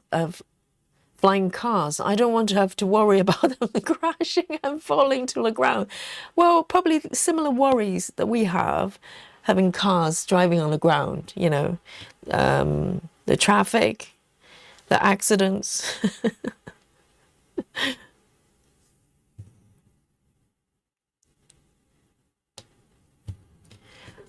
I mean, technically, we have something similar, don't we? Because some people, they have helicopters, you know, private jets, that kind of stuff. In a way, it's kind of not, they're airplanes technically, but they're used in a way similar to cars if you have private jets, private smaller planes, etc. But it's not commonplace.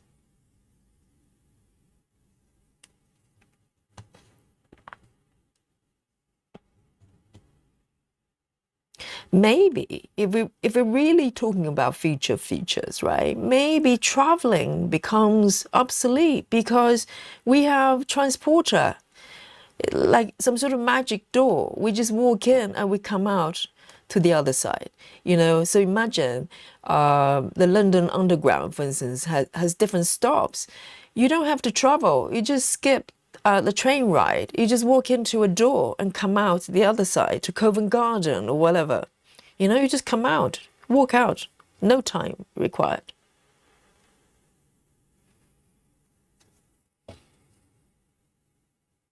That's the real future. So we don't have to worry about traffic.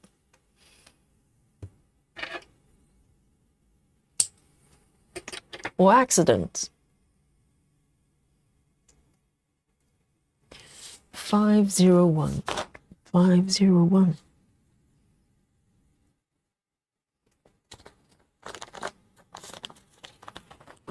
You know, I'm also waiting for a really, really advanced 3D printer.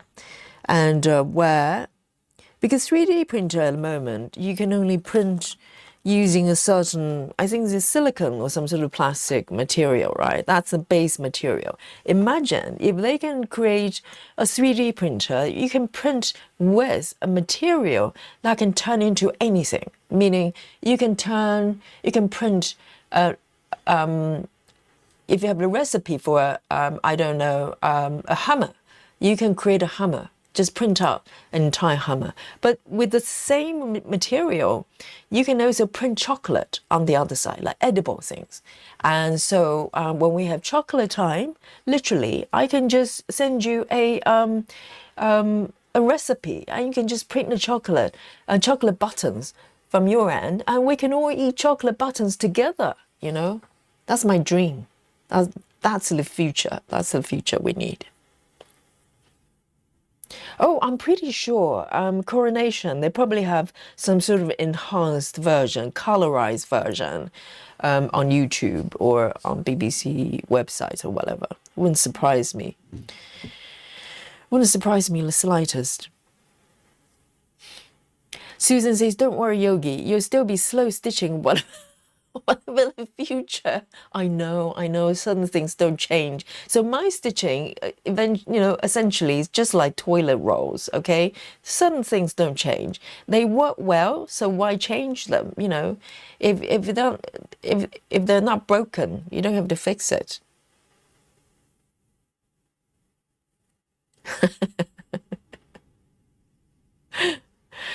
Grace says Yogi would teach Trevor how to stitch, spell, finish all her webs. Grace, I do not want to finish anything because if I finish this piece, I won't be able to stitch it anymore. So I want to keep it, you know, with me as long as possible. Keep it, you know, stitch as slowly as possible.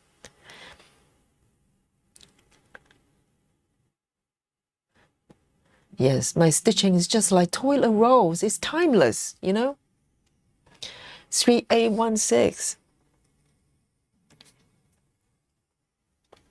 Hey, Dolly. Hello. Hang on a mo. I think we are suddenly, we're in Dolly time. Hey, babe. How are you doing? Are you coming here to say hello to all the stitchers? What's your message today, babe? Oh, come here. Honey. come over here, babe. She's running away from me. Yes, babe. Say hello. Say hello to everyone. I'm following her to the living room, you see. And this is why I need my wireless microphone, because I have a habit is walking away. Suddenly, no warning. Babe, hello. Hello, say hello. You want to say hello? Oh, she's playing hard to get again. Really, seriously. She's probably going to request all sorts of riders and stuff for appearances, you know, at least 3 different flavors of churro before she will wake up and, you know, get off from her bed. Oh, there you go, completely spoiled. So she's going to walk in a bit when she wants to.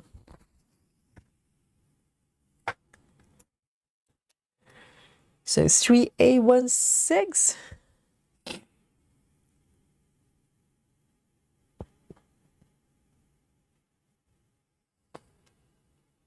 So let's see. So the US test pattern was an Indian. Oh, interesting.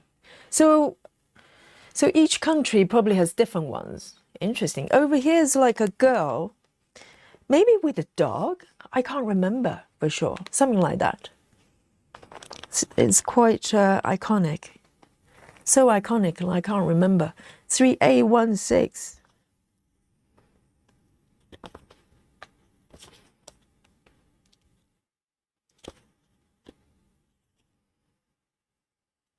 A16. It's a green.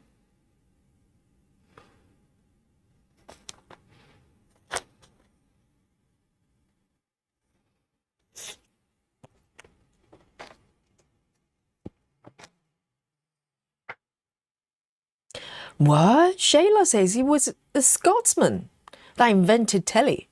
But I believe Marion was trying to beat him till invention. Who is Marion? So a Scottish person invented TV. That was a shocker. I didn't know that. I was thinking either Japan or maybe USA. Somebody, or French. It's always French. I think bicycle was invented by a French person.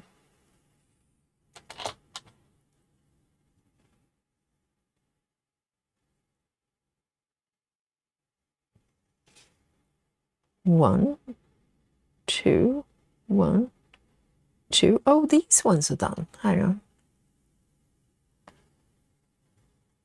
And where am I? Here.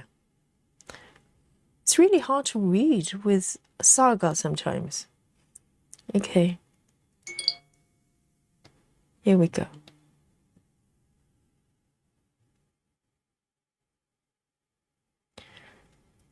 Between knits and pearls has a question. Sorry, I only got to this one now.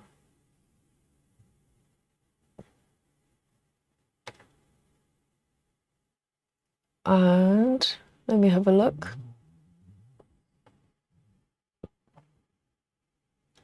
Sorry, I can't. I'm trying to highlight it. I can't find it. Oh, here we go.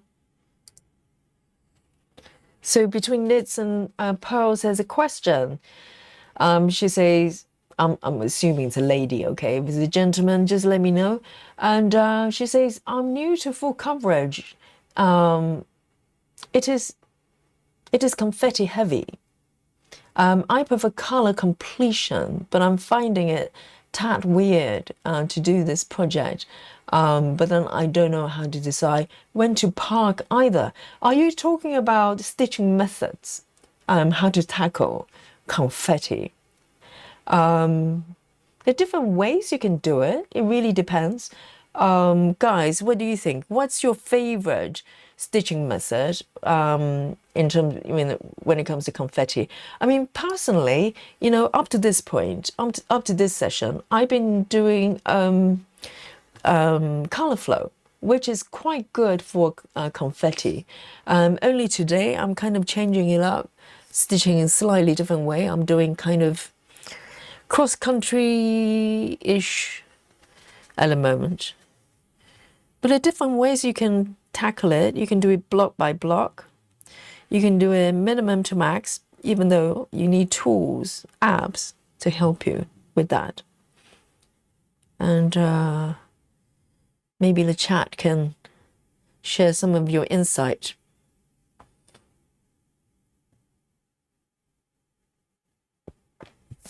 Walkaway says, I live across the street from a small airport. I hear the planes come overhead as they land, and sometimes they feel like they're going to land on my house. Yeah, and sometimes they do. Okay, walk away, let's face it. We've, you know, there's some freak accidents where planes kind of just land on people's houses. It does happen. But you have to get used to the noises, though. Otherwise, you know, you're not going to be very happy.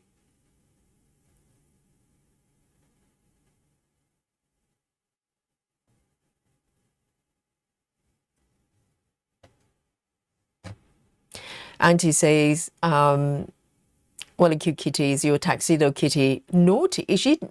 Is Dolly naughty? Okay. Mike gets into trouble. I think Dolly's quite calm nowadays, and she's never overly sort of, you know, I don't think Dolly ever sort of misbehave or has anything kind of weird.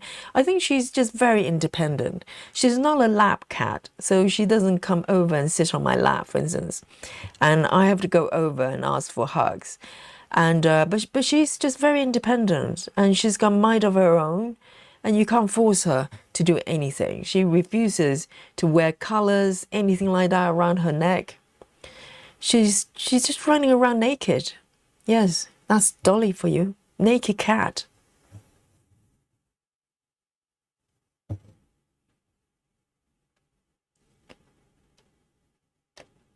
And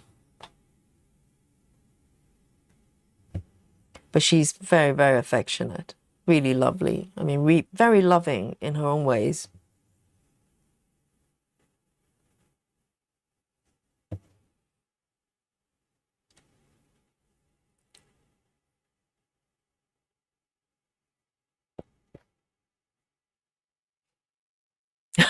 So that's a little bit personal. Sola says, hi Yogi, can I ask if you kind of look like the lady in emoji here? Are you slim with light brown hair? Are you put up in a bun?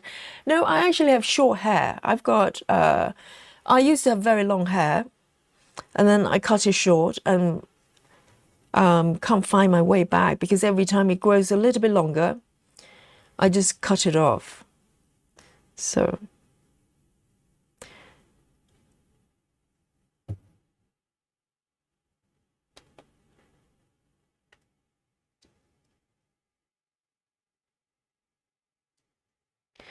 Laura says, Randall Spangler has a pattern on Hate. Looks like a mirrored version of Dolly. Oh, a black and white one.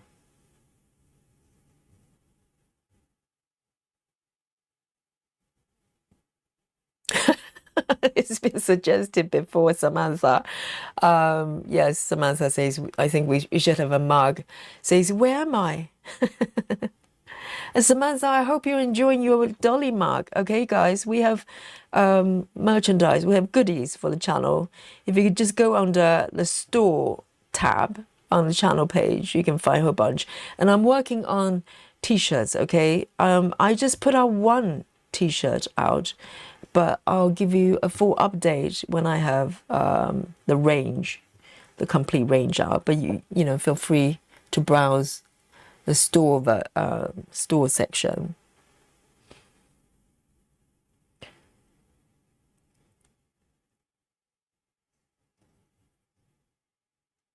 So we have a lot. We have Dolly mug, we have Alien mug, we have Spooky Bingo mug,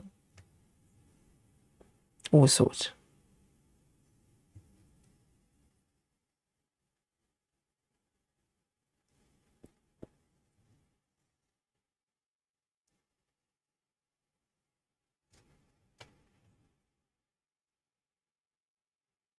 Oh yes, between knits and purses, I'm using markup XP right now, and I've been moving forward with color completion with the page area as long as I don't travel the thread more than one.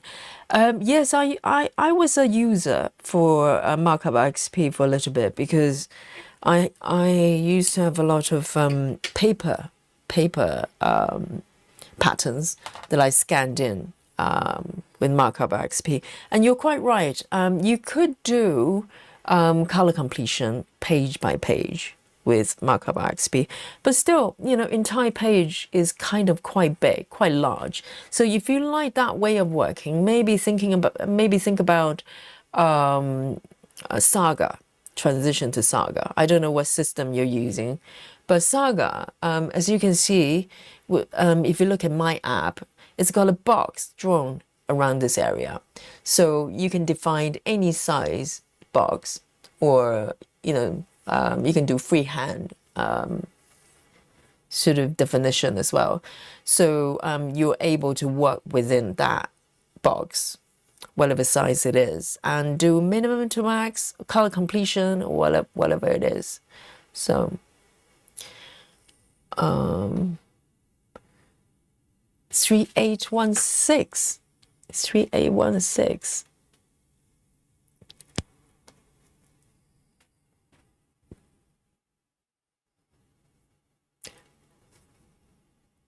Oh, that's quite okay, Solar. Not at all. Yes, totally understandable. Walk away, Rainy says, I order a dolly mug, but it's not here yet. I haven't got mine either. Can you imagine? I think it's because some of you already got them, and I think I order as a content creator. So it's considered as samples, and I don't know whether that's the reason it's kind of lower priority for them to ship. I think they have been dispatched, but I don't know where they are. So at some point I'm gonna get it. So quite a lot of you are probably going to get them before me.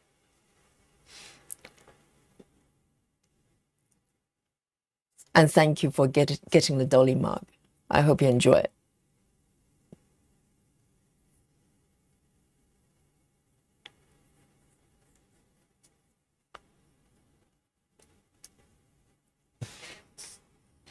Okay, I'm gonna just pick a color and do it.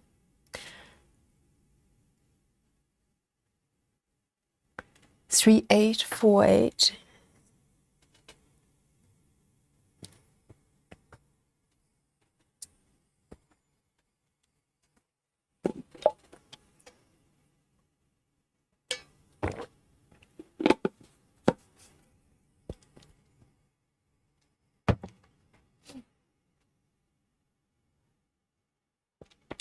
Beg says, I love Saga.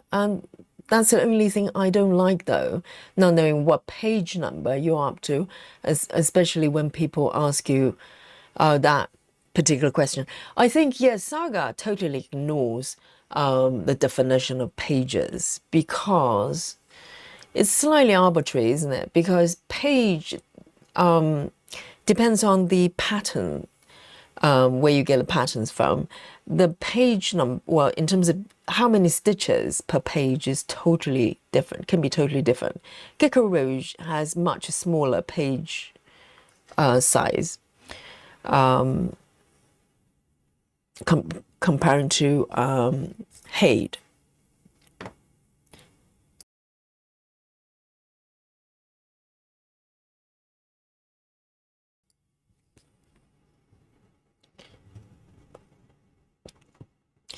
So I think, page definition is more of a legacy thing coming from print.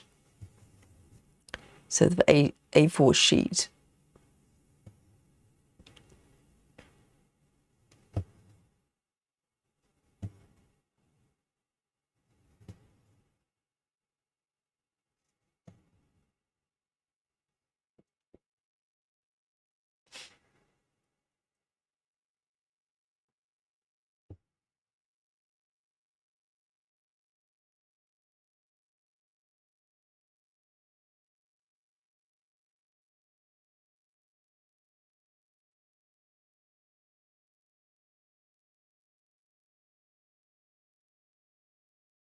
Oh, right. So I think Samantha is referring to block by block parking method.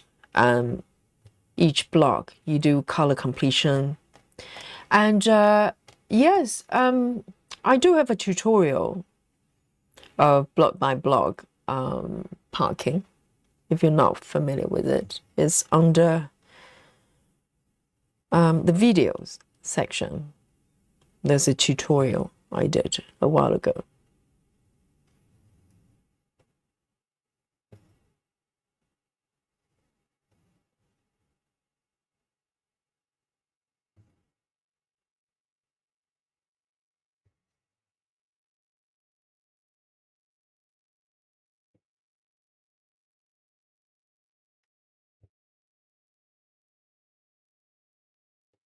There you go.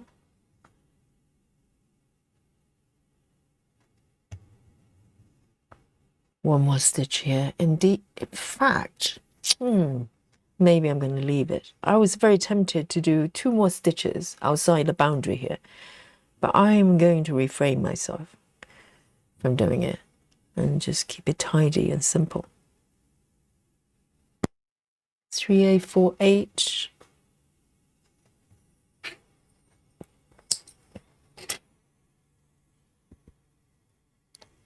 Okay, so it's 23 past midnight here. I think I'm going to go for one more color, right? Why not?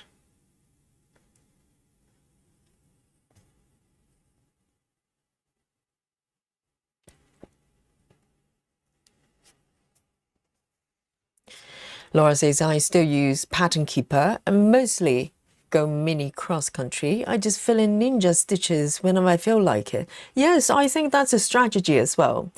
I think for me, if I leave out a lot of ninja stitches, I kind of start to have this sinking feeling when I work on the piece. And, you know, I think short distance is probably a good policy because you don't leave too many behind, you know, like this one.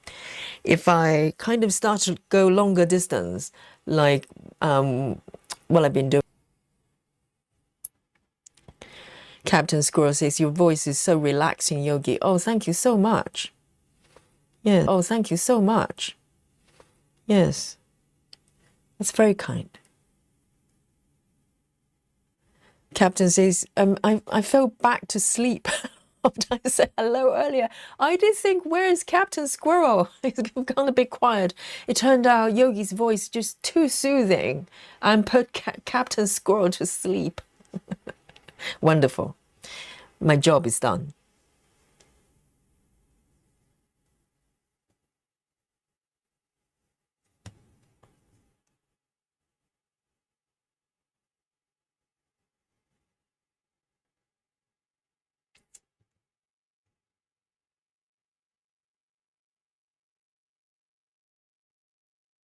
So I've got about 1, 2, 3, 4, 5, 7 stitches with this one, but they're slightly scattered in different locations. So I might need to stop and start with my thread.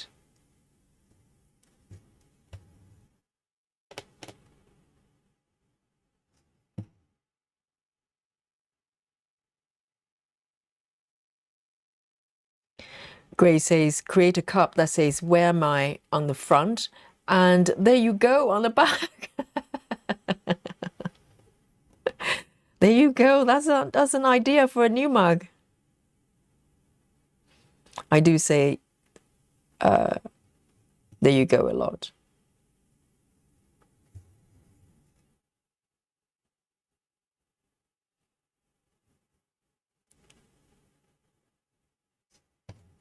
Okay, 2 stitches here. I'm going to stop it and then restart on a block away because I don't want to take my thread all the way to this spot, even though they're only 4 or 5 stitches. That's a little bit too far for me. I just don't like the idea of having floating thread just there. It's me. I know some stitches don't mind at all. And good for you. So 3 stitches over here.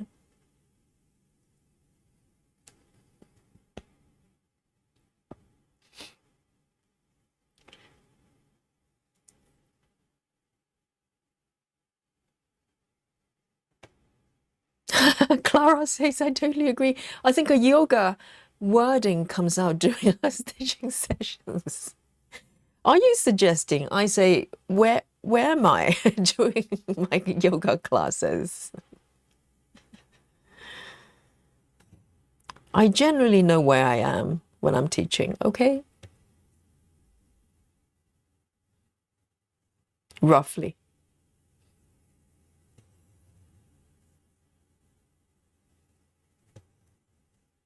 And I really love it when sometimes, luckily, it doesn't happen that often, but sometimes when I, do, because most sequences, you have both 2 sides. You do the left, you do the right, right? And sometimes I'll go through sequence for one side, but by the second side, I forget parts of it. Sometimes I get stuck, and I love it when I turn to my students and they just tell me what to do. They remember. It's amazing.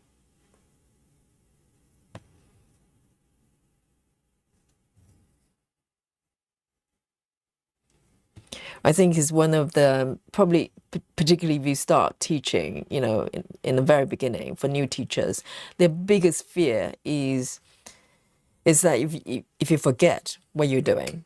And so I remember I was told that if you ever, forget your sequence, you just come to a yogi squat or something like that. Literally yogi squat. Not yogi squat, yogi squat. It's squatting. So it's a yoga pose. And just instruct everybody to close their eyes while you're trying to remember your sequences. Or child's pose. Child's pose is a good one. Just come to child's pose, because no student they ever complain about child's pose. And it will give you some time to think about it. But I'm relatively good with remembering my sequences, and I'm known to teach very different ones every single class. I think it's just kind of muscle memory, if you remember. If you change it up quite a lot, you just remember better. Oh, there you go. That's my last stitch right there. There's some orange stitches there. Very, very intriguing. I didn't see them coming.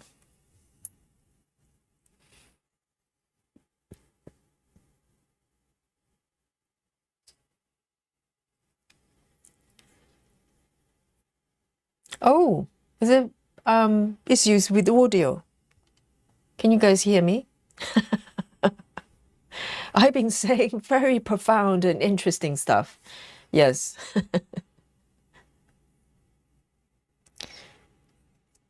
So let's say, is Asian squat one of the yoga poses? It's not called Asian squat, but I know what you're referring to. So a yogi squat is a deep squat, and have your elbows kind of tucked against your inner thighs. So it's a yoga pose.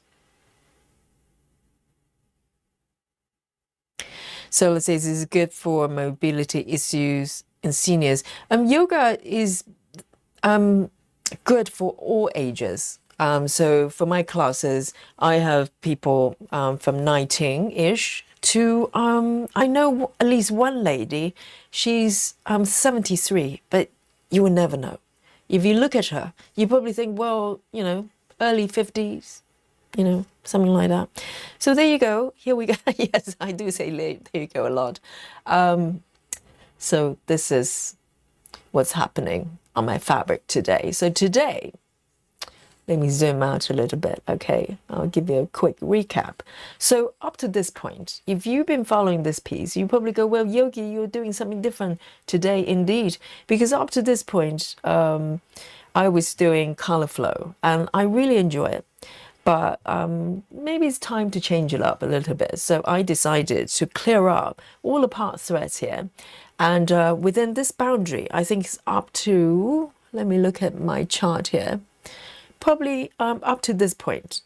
So that's where my box is. It's quite large, but I'm aiming, hopefully, to clear up all the part threads within this area. I'll probably leave these ones outside later on. And I'm going to clear up all the part threads here and then complete this box, maybe with minimum to max or something like that. Some sort of mini cross country or color completion. I don't know. Probably doesn't matter.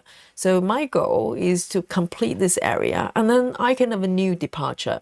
Then I can maybe, you know, stitch in a different method.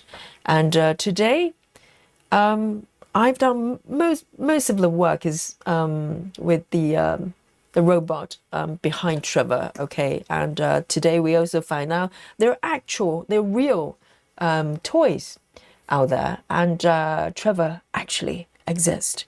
So I'm going to show you this markup. If you haven't seen it already, we're only on upper left there, tiny bit already. You know, it's just full of surprises and lots of colors,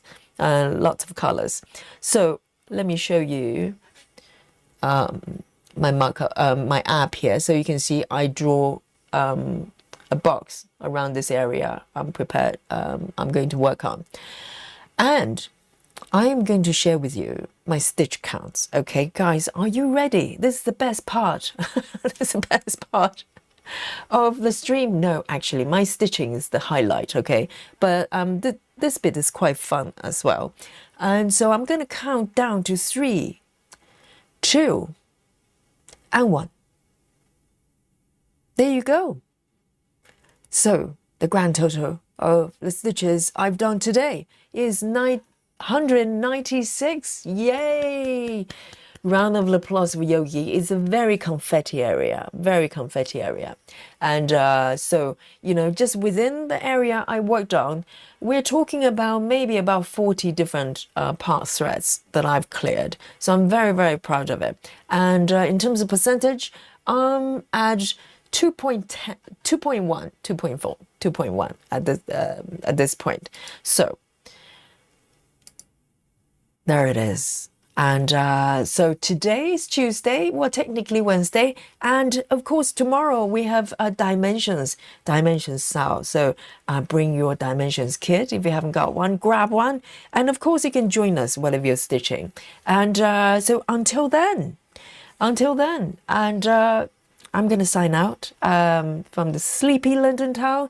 And good night to you and good day. And I'll see you tomorrow.